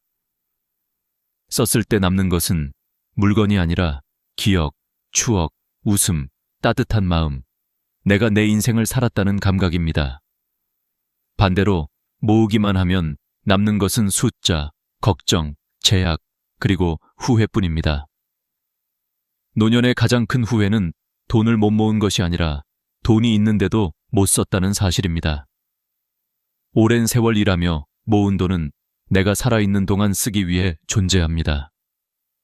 돈을 아껴서 후회하는 사람은 봤어도 돈을 써서 후회하는 사람은 단 한 명도 보지 못했습니다. 쓰고 남긴 추억은 평생을 지탱하고 돈을 쌓다가 놓친 하루는 다시 돌아오지 않습니다. 결국 65세 이후 돈을 쓰며 사는 것이 최고의 선택인 이유는 단 하나입니다. 돈은 나는 살리는 데 쓰일 때 가장 가치가 있기 때문입니다. 65세 이후에 돈을 쓴다는 것은 단순히 소비하는 행동이 아닙니다. 그것은 평생을 버티며 살아온 나 자신의 역사를 스스로 증명하는 행위이며 내가 흘린 땀과 인생의 무게를 의미 있게 마무리하는 마지막 여정입니다. 돈을 쓰지 않으면 그동안의 노력이 숫자로만 남고 결국 그 숫자는 내가 의도하지 않은 곳에서 사라지거나 남에게 상처만 남긴 채 흩어집니다.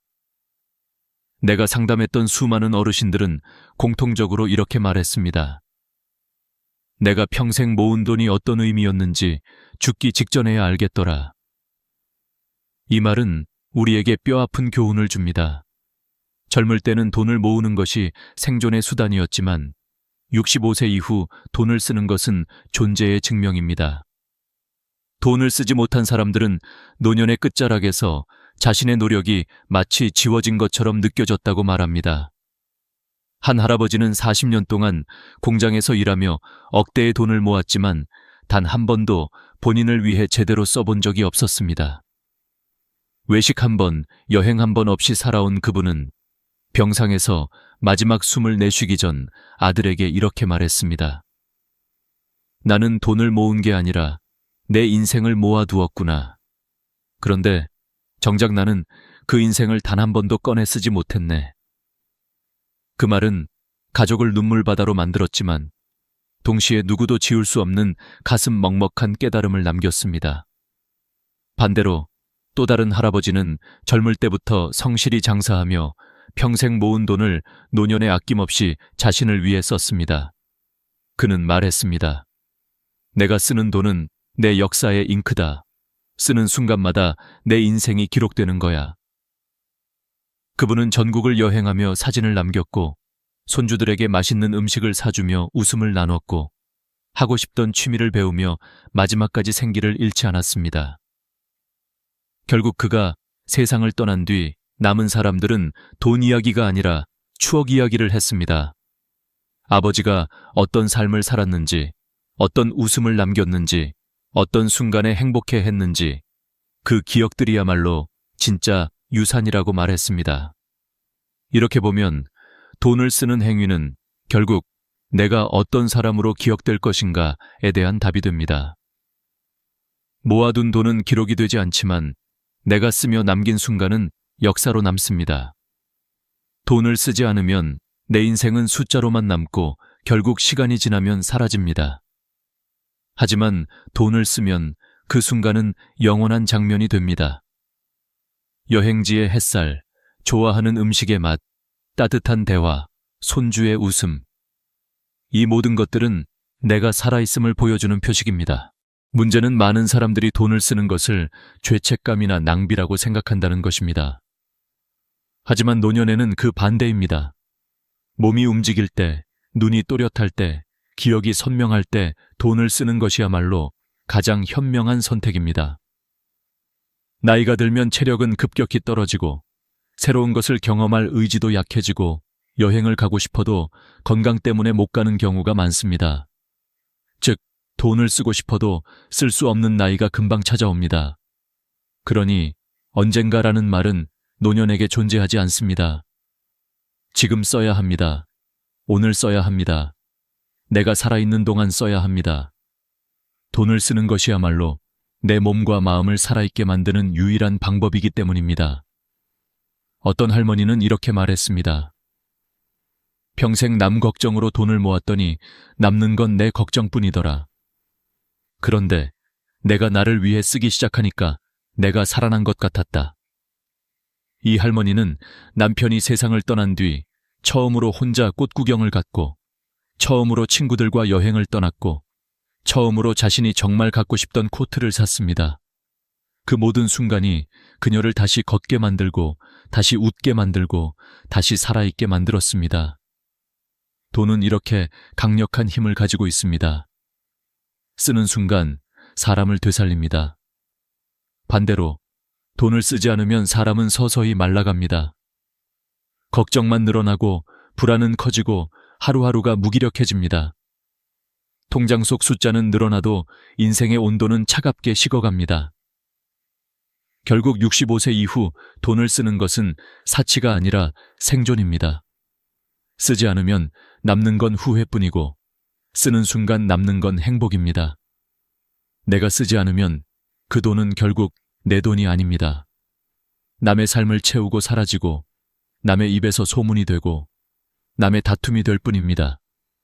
그러나 내가 직접 쓰면 그 돈은 나의 하루를 밝히는 등불이 되고 내가 살아온 세월을 증명하는 기록이 됩니다. 결국 돈을 쓰는 것은 내 노력의 역사에 색을 입히는 일입니다. 회색으로 사라지게 둘 것인지 밝고 따뜻한 색으로 채울 것인지는 오직 나의 선택에 달려 있습니다. 돈을 모아둔다고 내 인생이 지켜지는 것이 아닙니다. 쓰는 순간에만 내 인생은 살아납니다. 노년에 들어서 가장 무서운 것은 병도 아니고 돈도 아니라 사람에게서 오는 상처라는 사실을 많은 어르신들이 뒤늦게 깨닫습니다. 젊을 땐 관계가 많아 복잡해 보여도 결국 시간이 흐르면 몇 명만 남게 되고 그 몇 명이 어떤 사람이냐에 따라 노년의 평온이 달라집니다. 그래서 나이가 들수록 어떤 사람과 가까이 하고 어떤 사람과 거리를 둬야 하는지가 무엇보다 중요해집니다. 특히 나이가 들수록 마음이 약해지고 정서가 예민해지기 때문에 잘못된 사람 하나만 옆에 있어도 하루가 흐트러지고 마음이 무너지는 일이 반복됩니다.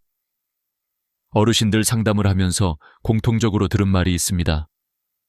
늙어서 잘못된 사람 하나 만나면 모든 인생이 흔들려요. 바로 이 말이 오늘 이야기의 핵심입니다. 노년에 절대 엮이면 안 되는 5가지 유형의 사람이 있습니다. 이들은 처음에는 친절하고 다정한 것처럼 보이지만 시간이 지나면 당신의 마음을 갉아먹고 인생의 평화를 빼앗아갑니다. 첫 번째 유형은 도움은 당연하게 여기면서 고마움은 모르는 사람입니다.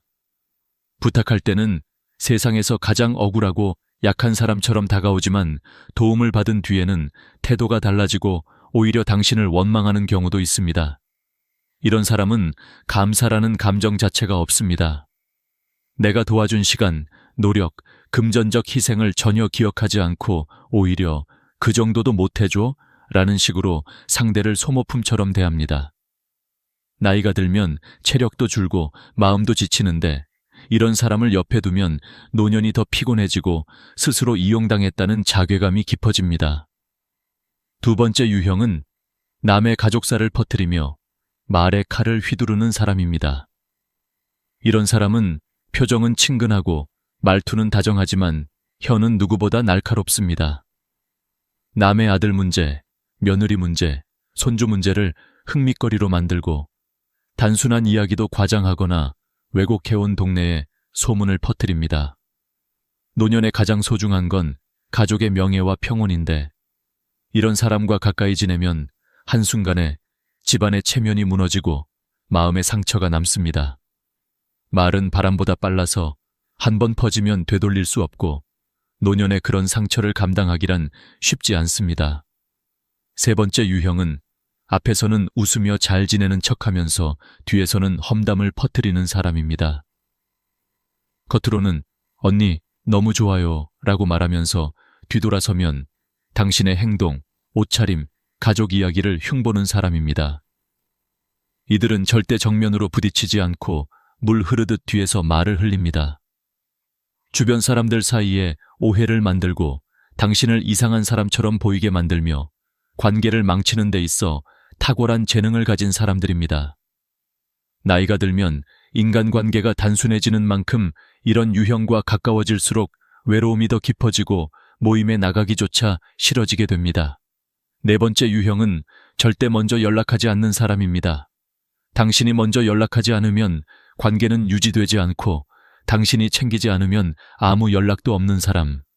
이런 관계는 겉으로는 오래된 인연 같아 보여도 사실상 한쪽만 노력하는 불균형한 관계입니다.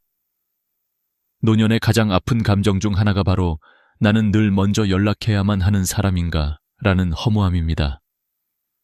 나이가 들면 더 이상 누군가에게 매달릴 에너지도 없고 마음은 상처를 견디기 어렵습니다.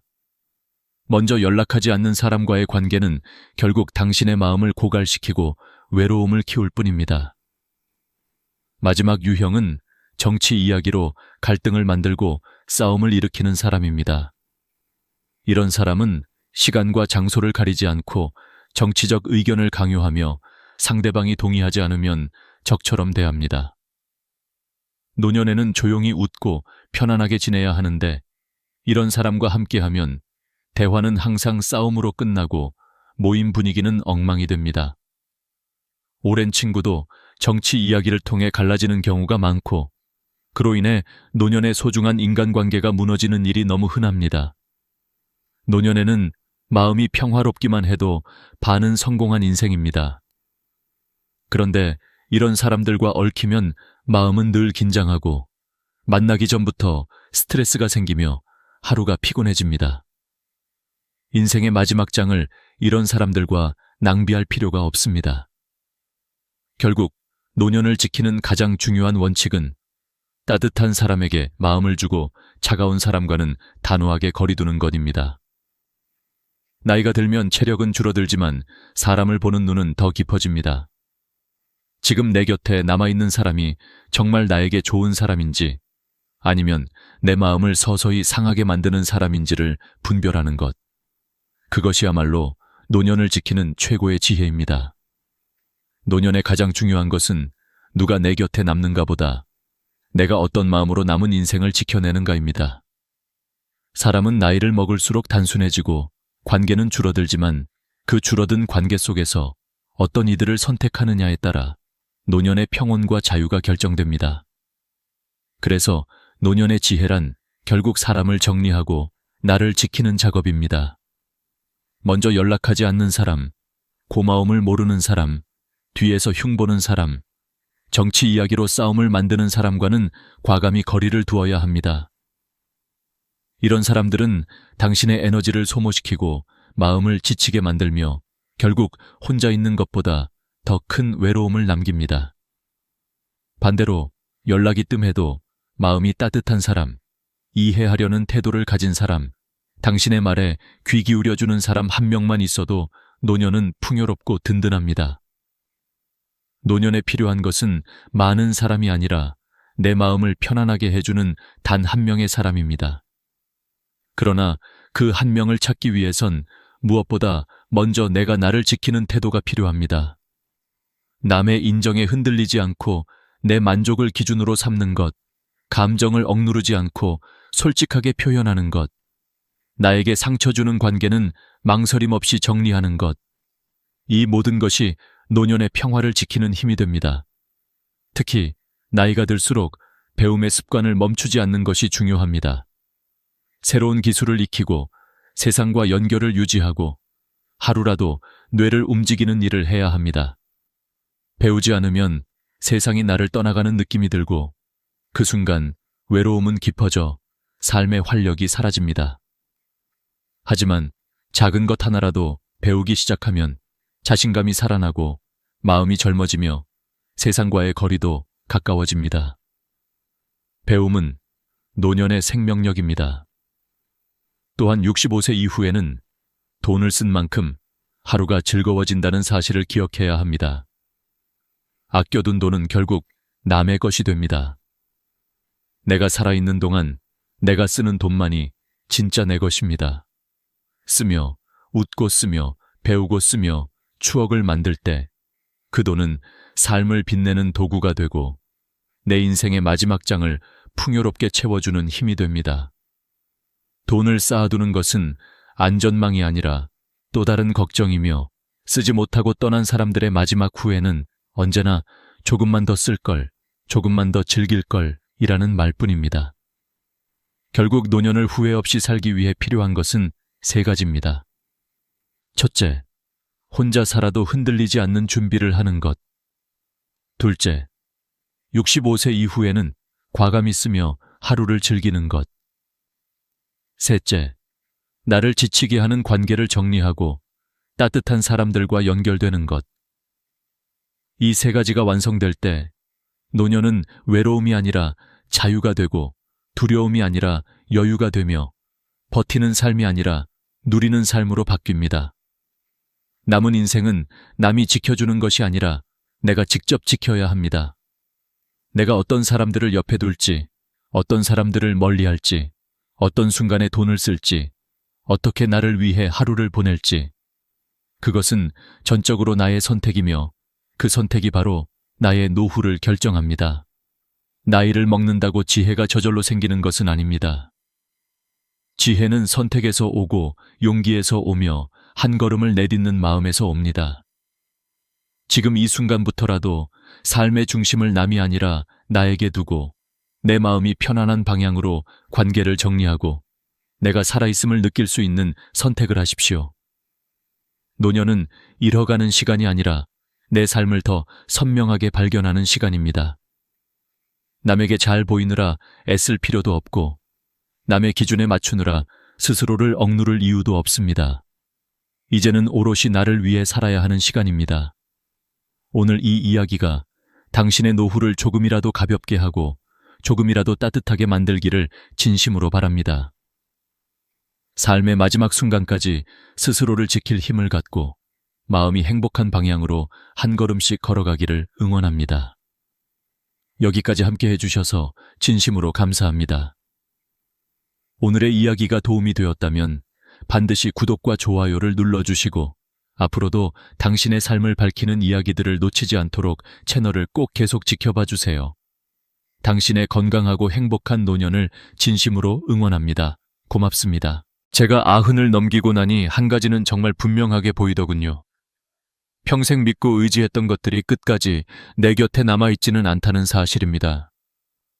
젊을 때는 자식만 잘 키우면 든든할 줄 알았고 돈만 열심히 모아두면 노후는 안전할 줄 알았고 건강만 잘 지키면 죽을 때까지 튼튼할 줄 알았습니다. 그런데 삶은 우리가 계산한 대로 흘러가지 않더군요. 자식들은 저마다 자기 삶을 꾸려가느라 바빠지고 그토록 어렵게 모아둔 돈은 병원비 앞에서 얼마나 허무하게 사라지는지 몸으로 겪었으며 아무리 아끼고 챙겨도 늙어가는 몸은 결국 세월의 무게를 견디지 못하고 천천히 금이 가더랍니다. 어느 겨울 저녁 혼자 밥상을 차려놓고 앉아있는데 김이 모락모락 올라오던 된장국이 그대로 식어가고 방 안은 고요하기만 했습니다. 그 순간 문득 이런 생각이 들었지요. 내 곁에 끝까지 남아줄 건 도대체 무엇일까? 평생 움켜쥐고 살아온 것들이 모래처럼 손가락 사이로 빠져나가는 걸 보며 저는 처음으로 제 삶의 중심이 전혀 다른 곳에 있었다는 걸 깨닫기 시작했습니다. 나이가 들면 사람이 단단해질 것 같지만 실제로는 더 많은 걸 잃고 더 많은 걸 비워내야만 버틸 수 있습니다. 저는 자식들에게 기대고 싶었고, 돈에 안심하고 싶었고, 건강에 자부심을 느끼고 싶었습니다. 하지만 90해를 살아보니 그 모든 것들은 결국 머물다 떠나는 손님 같은 존재였습니다. 자식은 성장하면 자신만의 길로 가야 하고, 돈은 아프기 시작하면 순식간에 흩어지고, 건강은 붙잡으려 하면 할수록 더 빨리 멀어지는 법입니다. 이 사실을 인정하기 전까지 저는 많이 흔들렸습니다. 왜 나만 이렇게 외로운가? 왜 이렇게 허무한가? 왜 모든 게 나를 떠나는가? 그런데 시간이 지나고 더 많은 사람의 이야기를 듣다 보니 그건 제 인생만의 이야기가 아니더군요. 거의 모든 노인이 겪는 공통된 진실이었습니다. 결국 삶은 우리에게 이렇게 말하는 것 같았습니다. 너는 이제 다른 걸 붙잡아야 한다. 그 다른 것이 무엇인지 깨닫기까지 아주 오랜 시간이 걸렸습니다. 저는 제 삶을 되돌아보며 이렇게 생각했습니다. 만약 내가 지금 다시 70대로 돌아간다면, 그때로 돌아갈 수만 있다면 나는 분명히 전혀 다른 선택을 했을 거라고. 삶의 중심을 자식에게 두지 않고, 돈에 매달리지 않고, 건강을 과신하지 않고, 오히려 나 자신과 내 일상, 그리고 내 곁의 작은 관계들을 지키는 데 마음을 더 썼을 겁니다. 왜냐하면 지금 돌이켜보니 끝까지 남아준 건 거창한 것이 아니었으니까요. 화려한 집도 아니었고, 두둑한 통장 잔고도 아니었고, 젊음처럼 탄탄한 몸도 아니었습니다. 끝까지 나를 지탱해준 건 아주 사소한 것들이었습니다. 동네 마트에서 누군가 건네주던 오늘도 나오셨어요? 라는 짧은 인사, 새벽 공원을 걸을 때 마주치던 익숙한 얼굴, 시장에서 무 좀 더 얹어주던 아주머니의 밝은 표정, 그리고 내가 아직도 필요하다고 느끼게 해준 작은 역할들. 바로 그런 작은 온기들이 제 인생의 기둥이 되어 주었습니다. 저는 지금 여러분께 한 가지 가장 진심 어린 말을 드리고 싶습니다. 만약 여러분이 지금 60대, 70대라면 저는 여러분에게 제 인생의 뼈아픈 깨달음을 미리 말씀드리고 싶습니다. 아직 늦지 않았습니다. 저는 90년을 살고 나서야 깨달았지만 여러분은 지금부터라도 바꿀 수 있습니다. 자식에게 덜 기대고 돈을 덜 붙잡고 건강에 덜 집착하며 대신 여러분 자신의 삶을 지키는데 더 많은 마음을 쓰기를 바랍니다. 저는 여러분이 저처럼 늦게 깨닫지 않았으면 좋겠습니다. 나이가 든다는 것은 삶이 줄어드는 것이 아니라 오히려 더 본질적인 것만 남겨두는 과정이라는 걸 저는 늦게야 알았습니다. 이제 제 이야기는 시작입니다.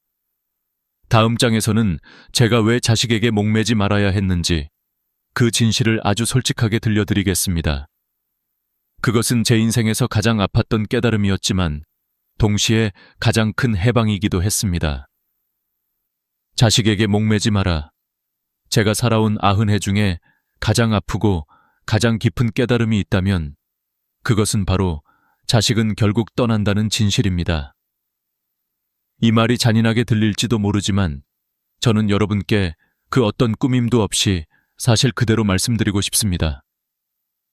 젊었을 때 저는 자식이 내 인생의 전부라고 믿었고 그 아이들을 위해서라면 제 삶이 어떻게 되어도 괜찮다고 생각했습니다. 새벽같이 일어나 밥을 챙기고 학교 보내고 병치레하면 밤새 간호하고 내 옷은 사지 못해도 자식 옷은 아끼지 않았습니다. 그때는 그렇게 하는 것이 부모의 당연한 도리라고 믿었지요. 그리고 마음 한편에는 이런 기대를 숨겨두고 있었습니다. 내가 늙으면 이 아이들이 내 옆에 있어 주겠지. 제가 속았던 게 아니라 그만큼 순진했고 그만큼 절실했습니다. 그런데 시간이 흘러 자식들이 결혼하고 직장을 가지고 가정을 꾸리면서 저는 천천히 한 가지 진실을 마주하게 되었습니다. 자식은 부모의 인생이 중심이지만 부모는 자식 인생의 중심이 아니라는 사실입니다. 처음에는 자식들이 바빠서 자주 못 오는 거라고 스스로를 달랬습니다. 일이 많겠지, 아이 키우느라 정신없겠지, 시간이 지나면 다시 찾아오겠지. 하지만 그 시간은 오지 않았습니다. 결국 명절에도 얼굴 한번 못 보고 지나가는 해가 많아졌고 생일은 전화 한 통으로 끝나기 일쑤였습니다. 옆집 방 노인네도 늘 말씀하셨습니다. 자식이 효도한다는 건 옛말이야. 애들도 먹고 살기 바빠. 그리고 저는 그 말을 듣고 웃어 넘겼지만 속으로는 그 말이 가슴 깊은 곳에 박히는 걸 느꼈습니다. 자식들은 부모를 사랑합니다. 그건 변하지 않는 사실입니다. 하지만 사랑한다고 해서 늘 곁에 있어주는 건 아닙니다. 그들은 자기 몫의 삶을 살아야 하고 그 삶이 바쁘고 무겁기 때문에 부모를 챙길 여유가 없는 때가 더 많습니다. 어떤 분들은 이걸 배신이라고 느끼고 효도하지 않는다고 원망합니다. 하지만 저는 이제 압니다. 그것은 배신이 아니라 시대의 흐름일 뿐입니다. 젊은 세대는 예전처럼 한 집에 모여 살지 않고 직장 때문에 도시를 옮기고 해외로 나가는 경우도 많습니다. 가족의 형태가 달라졌고 관계의 방식도 달라졌습니다. 그 변화 속에서 부모가 옛 기대를 붙잡고 있다면 그 기대는 결국 부모의 가슴을 찌르는 칼이 됩니다. 제가 진짜 깨달은 건 이것입니다. 자식에게 기대는 만큼 마음이 무너질 준비를 하게 된다는 것입니다. 기대가 깊으면 상처도 깊습니다. 어떤 할머니는 평생을 아들만 바라보다가 그 아들이 해외로 이주하는 바람에 거의 1년을 울며 지내셨습니다. 하지만 그 눈물은 아들을 위한 것이 아니라 자기 마음을 스스로 갉아먹는 눈물이었습니다. 결국 기력이 쇠하고 병원에 입원하셨고 아들은 잠시 다녀간 후 다시 떠났습니다. 저는 그 모습을 보며 크게 깨달았습니다. 자식에게 내 행복의 열쇠를 맡기는 순간 나는 내 인생을 잃는구나. 자식은 철새와 같습니다. 봄에 나타났다가 가을이면 떠나는 것처럼 부모 곁에 오래 머무르는 존재가 아닙니다. 그들이 떠나는 건 잘못이 아닙니다. 그들이 나쁜 게 아닙니다. 시간이 흐르면 부모도 떠나야 하고 자식도 떠나야 하는 것이 삶입니다. 그런데도 부모가 왜 너는 내 곁에 있어 주지 않느냐 하고 매달리면 부모도 괴롭고 자식도 괴롭습니다. 이 기대는 서로를 묶는 쇠사슬이 됩니다. 제가 70대로 돌아간다면 그 쇠사슬을 가장 먼저 끊어냈을 겁니다.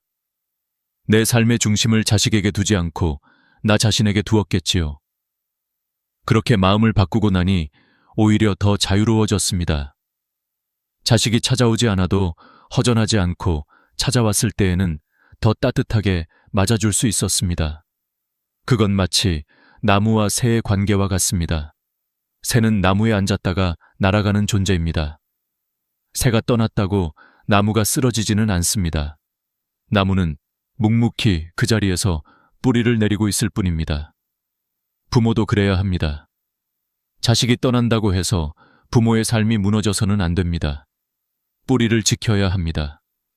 그래야 내 삶은 흔들리지 않습니다. 저는 이렇게 말씀드리고 싶습니다. 자식이 떠나는 것은 자연스러운 일입니다. 문제는 내가 무너지는가, 아니면 내가 단단히 서 있는가입니다. 자식이 내 삶의 기준이 되면 내 삶은 항상 불안해집니다. 반대로 내 삶을 내가 세우면 자식은 사랑하는 존재일 뿐 기대의 중심이 되지 않습니다. 이것이 후회 없는 노후를 사는 첫 번째 지혜입니다. 다음 장에서는 제가 왜 돈에 집착하지 말아야 한다는 걸 깨달았는지 그 뼈저린 경험을 들려드리겠습니다. 그 이야기는 아마 많은 분들의 마음을 다시 한번 뒤흔들 겁니다. 돈은 결국 흩어진다. 제가 평생 살아오면서 가장 허무하게 느꼈던 것 중 하나가 바로 돈이라는 것은 절대로 내 손에 오래 머물지 않는 존재라는 사실입니다. 젊었을 때 저는 돈만 충분히 모아두면 노후는 안전할 거라 믿었습니다. 그래서 남들 쉴 때도 손을 놓지 않았고 비 오는 날에도 장사를 나갔고 새벽마다 짐을 나르며 허리가 휘도록 일했습니다. 그렇게 평생 모아둔 돈이 있으니 나는 늙어도 걱정 없겠지. 혹시 병이 와도 잘 버틸 수 있겠지. 아무리 힘든 일이 와도 돈이 날 지켜주겠지. 그렇게 믿었습니다. 그런데 그 믿음이 얼마나 얕은 모래성을 쌓는 일이었는지 저는 늙고 나서야 알게 되었습니다. 어느 날 갑자기 병원에 실려 가보십시오. 평생 모아둔 돈이 일주일 만에 얼마나 빠르게 사라지는지 그 속도를 보고 있으면 정말로 가슴이 덜컥 내려앉습니다. 저는 직접 경험했습니다. 입원비, 검사비, 약값, 간병인 비용. 하나하나가 별것 아닌 것 같지만 그 모든 것이 겹치면 평생 움켜쥐고 살아온 돈이 폭포수처럼 쏟아져 나갑니다. 그때 저는 제 손에 쥐고 있던 것이 돈이 아니라 손가락 사이로 빠져나가는 모래였다는 사실을 뼈저리게 깨달았습니다. 돈을 꽉 움켜쥘수록 오히려 더 빠르게 흩어지더군요. 옆집 김 씨도 그랬습니다. 평생 공장에서 일하며 퇴직금을 하나둘 모아두고 이제는 걱정 없겠다고 말하곤 했습니다. 그런데 아내가 갑자기 쓰러져 몇 년 동안 병원에 오가다 보니 그 든든하던 돈이 순식간에 바닥을 보였다고 하더군요. 남은 건 통장에 찍힌 마이너스 숫자와 마음속에 남은 허무함 뿐이었다고 말했습니다. 그 말을 들으며 저는 고개를 끄덕이지 않을 수 없었습니다. 돈은 붙잡으려 할수록 더 빠져나가는 존재입니다. 여러분, 저는 돈을 나쁘다고 말하려는 게 아닙니다. 노후에 돈이 아예 없으면 당장 생활이 막막해집니다. 기본적인 안전망은 반드시 필요합니다. 하지만 젊었을 때 제가 했던 가장 큰 착각은 이것입니다. 돈만 있으면 된다고, 돈만 있으면 안전하다고, 돈만 있으면 인생이 흔들리지 않을 거라고 믿었다는 점입니다. 그런데 그 믿음은 환상이었습니다. 돈은 늘 빠져나갈 구멍을 찾아갑니다. 의료비, 자식 문제, 집수리, 갑작스러운 사고, 그리고 나를 돌볼 누군가에게 드는 비용까지. 결국 돈은 여기저기로 흘러가고 우리는 결국 돈을 붙잡지 못한 채 남겨집니다. 그래서 저는 지금 돈을 도구로만 생각합니다. 도구란 쓰일 때 의미가 있습니다. 쓰지 않고 움켜쥐면 짐이 됩니다. 통장 숫자를 바라보며 안심하는 것은 진짜 안심이 아닙니다. 오히려 그 숫자가 줄어드는 걸 볼 때마다 더 큰 불안이 생깁니다. 그러나 돈을 내 삶을 더 낫게 만드는 도구라고 생각하면 마음이 훨씬 편안해집니다. 좋은 음식을 먹고 작은 여행을 떠나 마음의 바람을 쐬고 친구와 밥 한 끼 나누고 건강을 위해 꼭 필요한 걸 사는데 돈을 쓰는 것. 이런 것들이 바로 진짜 남는 투자입니다. 저는 평생 모은 돈 중 일부를 사람들과 밥 먹고 좋은 시간을 나누는 데 썼습니다. 그 기억들이 남아 지금도 제 마음을 따뜻하게 해줍니다. 반면 혹시 모를 미래를 위해 아껴두었던 돈은 결국 병원비로 나가버렸습니다. 하나도 남지 않았습니다. 그때 저는 절실히 깨달았습니다. 돈은 쌓아둘수록 불안해지고 쓸수록 관계와 경험이라는 의미가 남는다는 것을. 여러분, 제가 여러분께 꼭 말하고 싶은 것은 이것입니다. 돈은 찰나에 흩어집니다. 하지만 그 돈을 어디에 쓰느냐는 평생 남습니다. 자식에게 보여주려고, 남에게 과시하려고, 남보다 더 많이 가지려고 모은 돈은 결국 내 곁을 떠납니다. 하지만 오늘 내가 나 자신을 위해, 관계를 위해, 건강을 위해 의미 있게 쓴 돈은 기억이 되고 따뜻함이 되고 삶의 자산으로 남습니다. 제가 70대로 돌아간다면 저는 돈을 움켜쥐며 불안에 떨지 않았을 겁니다. 대신 돈을 도구로 삼아 삶을 더 편안하고 더 풍족하게 만드는 데 사용했을 것입니다. 병원비로 흩어질 돈을 미리 내 삶을 풍성하게 만드는 데 썼다면 얼마나 좋았을까 하는 후회도 있지만 지금이라도 그 의미를 알고 여러분께 전할 수 있어 다행입니다. 다음 장에서는 아무리 노력해도 끝까지 붙잡을 수 없었던 것, 건강에 대한 이야기를 들려드리겠습니다. 아마 많은 분들이 제 이야기 속에서 자신의 모습을 발견하게 되실 겁니다. 건강 집착의 함정. 제가 살아온 90년의 세월 동안 그리고 수많은 이웃들의 삶을 지켜보면서 가장 깊이 느낀 사실이 있습니다. 그것은 바로 건강은 잡으려 할수록 떠나는 존재라는 것입니다. 젊을 때 저는 이렇게 믿었습니다. 운동만 열심히 하면 늙어서도 끄떡없겠지. 음식만 조심하면 병 하나 없이 살 수 있겠지. 그래서 평생을 건강에 매달리며 살았습니다.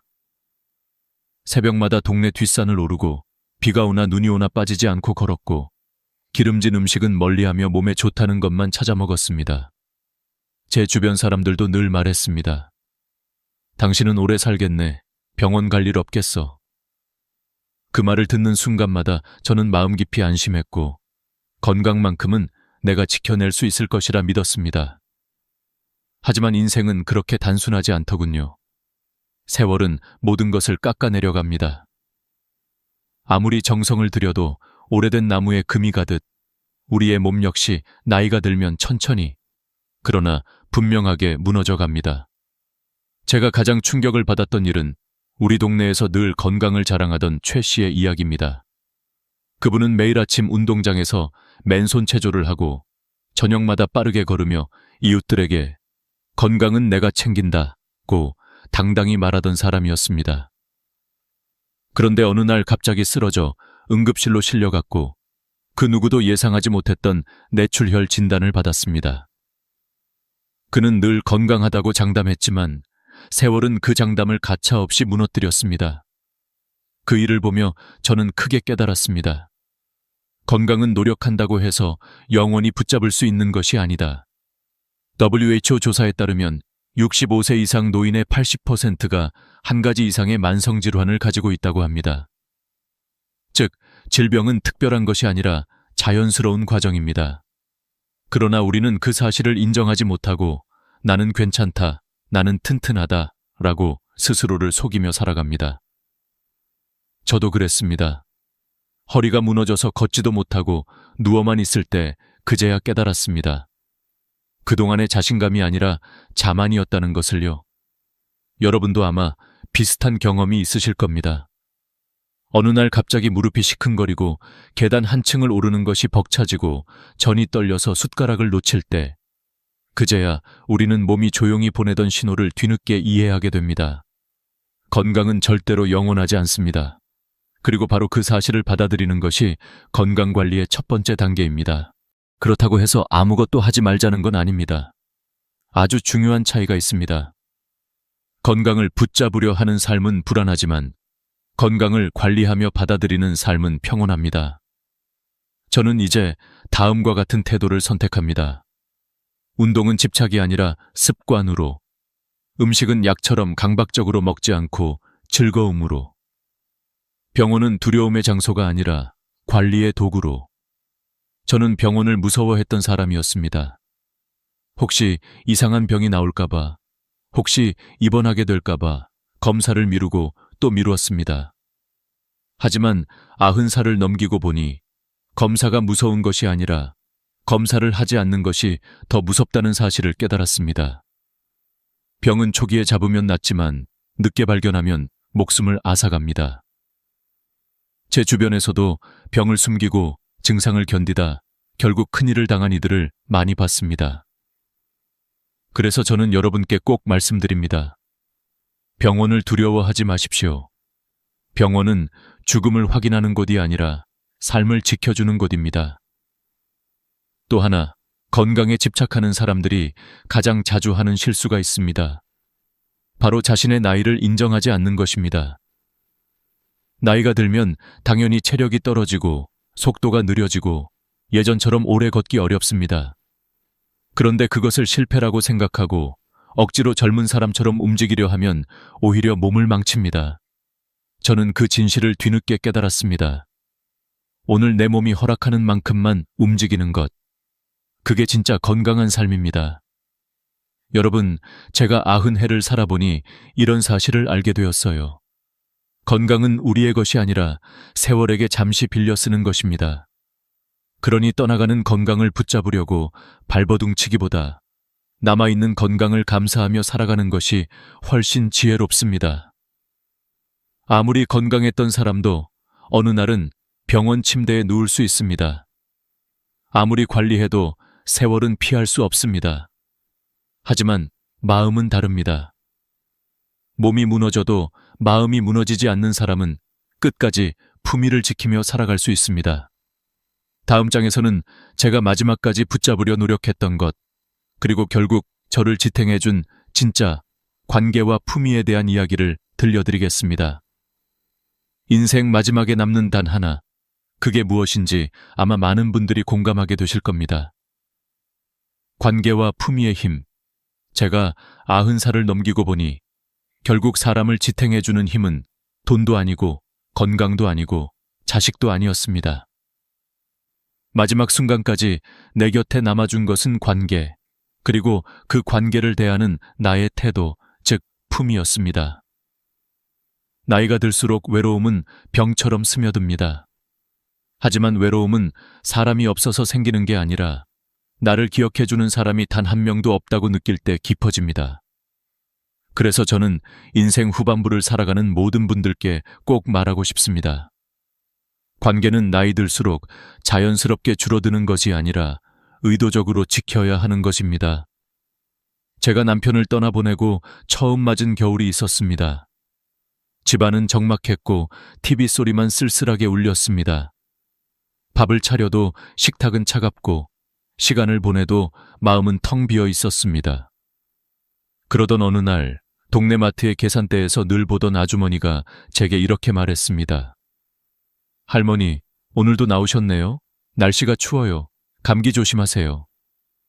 단 몇 마디였지만 그 말이 제 마음을 단숨에 울려버렸습니다. 아, 누군가가 여전히 나를 기억해주고 있었구나. 그 짧은 인사가 그날 밤 제 마음의 온도를 몇 도나 올려주었습니다. 또 있습니다. 시장에서 늘 마주치던 채소 가게 아저씨가 있었습니다. 제가 다가가면 늘 오늘은 무가 참 싱싱해요. 이거 가져가세요. 하고 말하며 웃어주곤 했습니다. 그 말이 왜 그렇게 따뜻하게 들렸는지 아십니까? 마치 이렇게 말해주는 것 같았기 때문입니다. 당신은 여전히 이 동네에 필요한 사람입니다. 저는 그 작은 말들이 얼마나 큰 힘이 되는지 그 나이가 되어서야 알았습니다. 끝까지 남는 관계는 거창한 사람이 아니라 매일 스치듯 만나도 마음을 움직여주는 작은 인연입니다. 반대로 어떤 관계는 나를 갉아먹습니다. 예전에 제 주변에는 늘 불평만 늘어놓는 지인이 있었습니다. 만나면 세상 탓, 사람 탓, 자식 탓. 처음엔 위로해주려고 들었지만 집에 돌아오면 괜히 기운이 빠지고 아무것도 하기 싫어지더군요. 어느 날 저는 문득 깨달았습니다. 내 나이가 어느덧 90인데 왜 나는 여전히 남의 짐을 대신 지고 있을까? 그날 저는 그 관계를 놓았습니다. 그리고 놀라운 일이 일어났습니다. 마음이 훨씬 가벼워졌습니다. 관계에도 정리가 필요합니다. 방 안에 불필요한 물건을 비워내야 공간이 생기듯 마음에서도 무거운 관계를 비워낼 때 여유가 생깁니다. 하버드 성인 발달 연구에서도 밝혀졌습니다. 80년 넘게 사람들의 삶을 추적한 결과 수명을 가장 길게 만드는 요소는 돈도, 명예도, 건강도 아닌 좋은 관계의 질이었습니다. 좋은 관계는 건강을 지켜주고 외로움을 줄이며 마음을 평온하게 해준다고 합니다. 반대로 갈등이 많거나 부정적인 사람 옆에 오래 있으면 스트레스가 높아지고 질병 위험도 올라갑니다. 어쩌면 우리는 이미 알고 있었는지도 모릅니다. 행복은 결국 사람에게서 온다는 걸요. 품위에 대해서도 이야기해 봅시다. 많은 사람들이 나이 들수록 체면을 유지하려고 애씁니다. 남들 눈치 보느라 비싼 옷을 사입고 허리가 아파도 괜히 젊어 보이려고 불편한 신발을 신고 남이 뭐라 할까봐 마음에도 없는 미소를 짓습니다. 하지만 이렇게 사는 사람일수록 내면은 더 피곤하고 더 외롭습니다. 체면은 남에게 보이기 위한 가짜 멋이고 품위는 나 자신을 받아들이는 진짜 멋입니다. 제가 기억하는 한 할머니가 있습니다. 늘 같은 가디건을 입고 다니셨지만 그 가디건은 깔끔히 다려져 있었고 가슴에 작은 브로치 하나를 달아 놓으셨습니다. 화려하지 않았지만 고왔습니다. 사람들은 말했습니다. 저분 참 멋있다. 세월이 흘러도 단정하시네. 그분은 젊음을 따라잡으려 하지 않았습니다. 대신 자신의 나이를 자연스러움으로 받아들이고 그 안에서 자신만의 멋을 만들어냈습니다. 그게 바로 품위입니다. 품위는 나이를 가리지 않고 오히려 나이를 먹을수록 더 빛나는 힘을 갖습니다. 제가 70대로 돌아간다면 저는 이렇게 살 겁니다. 불필요한 관계는 과감히 끊고 따뜻한 사람들과 더 자주 만나고 체면 대신 자연스러움을 선택하고 나이든 나를 부끄러워하지 않고 작은 관계들을 소중히 여기며 말입니다. 관계와 품위는 노후를 지탱하는 두 개의 기둥입니다. 하나는 나를 외로움에서 지켜주고 다른 하나는 나를 초라함에서 지켜줍니다. 이 두 가지가 튼튼하면 비록 혼자 살아도 마음이 허물어지지 않습니다. 다음 장에서는 제가 끝내 붙잡은 마지막 지혜, 오늘을 사는 힘, 그리고 노후를 따뜻하게 만드는 근본적인 지혜를 들려드리겠습니다. 아마 이 부분이 여러분의 마음에 가장 깊이 남을 것입니다. 제가 90해를 살아오며 끝내 깨달은 마지막 진실이 있습니다. 그것은 아주 단순하지만 그 단순함 때문에 평생을 돌아 돌고 난 뒤에야 비로소 이해하게 된 말입니다. 노후를 지탱하는 가장 큰 힘은 오늘을 사는 능력이다. 자식도 떠나고 돈도 흩어지고 건강도 서서히 무너지고 친구들도 하나둘 사라지는 시간이 찾아옵니다. 그때 많은 이들은 마음속에 커다란 구멍이 생긴 것처럼 느끼고 내 인생은 이제 끝났다고 생각합니다. 그러나 제가 살아보니 그 구멍을 메우는 방법은 거창한 것이 아니라 오늘을 채우는 일이었습니다. 내일을 두려워하며 살면 삶은 무너지고 오늘을 살아내면 삶은 다시 조금씩 바로 세워집니다. 제가 잘 아는 철수 어르신의 이야기를 들려드리겠습니다. 그분은 은퇴 후 집에서 하루 종일 TV만 보며 지내셨습니다. 젊었을 때는 회사에서 큰 소리치며 후배들을 이끌던 분이었지만 은퇴 후에는 아무도 찾지 않고 자식들도 바쁘다는 이유로 전화 한 통조차 뜸해졌습니다. 그렇게 시간이 흐르자 마음이 점점 시들어갔습니다. 그런데 어느 날 동네 복지관에서 자원봉사자를 찾는다는 이야기를 듣고 반쯤 억지로 나가보셨습니다. 그곳에서 한 직원이 말하더군요. 어르신이 계셔서 너무 든든합니다. 그 한마디에 철수 어르신의 표정이 환하게 밝아졌습니다. 왜일까요? 자신이 여전히 필요한 사람이라는 감각이 되살아났기 때문입니다. 그는 그날 이후 매주 정해진 시간에 복지관을 찾았고 누군가에게 도움을 줄 수 있다는 사실이 그의 삶을 다시 일으켜 세웠습니다. 저는 그 모습을 보며 깨달았습니다. 노후의 삶을 살리는 것은 큰 성공이 아니라 작은 역할이다. 손주 숙제를 잠깐 도와주는 일, 매일 아파트 복도에 물을 뿌려주는 일, 아픈 친구에게 따뜻한 말 한마디 건네는 일, 동네 모임에서 회비를 걷는 일, 이런 사소한 역할들이 마음의 불씨를 만들어줍니다. 불씨는 작아도 밤을 밝혀주고 마음을 데워주는 법입니다. 노후에 반드시 필요한 건 그 불씨입니다. 또한 저는 수많은 이웃을 보며 한 가지 더 확실히 배웠습니다. 후회는 마음을 늙게 만들지만 오늘을 붙잡는 것은 마음을 젊게 만든다는 사실입니다. 제가 아는 순자 할머니는 평생 남편에게 사랑한다는 말을 한 번도 제대로 하지 못했다고 늘 후회했습니다. 남편이 세상을 떠나는 순간 그 후회가 더 깊어져 밤마다 눈물을 흘렸습니다. 하지만 그 눈물은 남편을 위한 것이 아니라 자기 자신을 갉아먹는 고통이었습니다. 아무리 붙잡아도 과거는 절대 돌아오지 않습니다. 강물처럼 흘러간 시간은 되돌아오지 않고 뒤돌아본들 다시 손에 담을 수 없습니다. 저는 어느 날 문득 이런 생각이 들었습니다. 지나간 일을 붙잡고 있는 건 젖은 신발을 신고 계속 걷는 것과 같다. 무겁기만 하고 전혀 도움이 되지 않는다. 그날부터 저는 후회하는데 시간을 쓰지 않기로 했습니다. 대신 오늘 할 수 있는 일 하나를 찾기 시작했습니다. 창문을 열어 햇살을 맞는 일, 10분만 걸어보는 일, 따뜻한 차 한 잔을 마시며 마음을 다독이는 일, 감사할 것 3가지를 적어보는 일.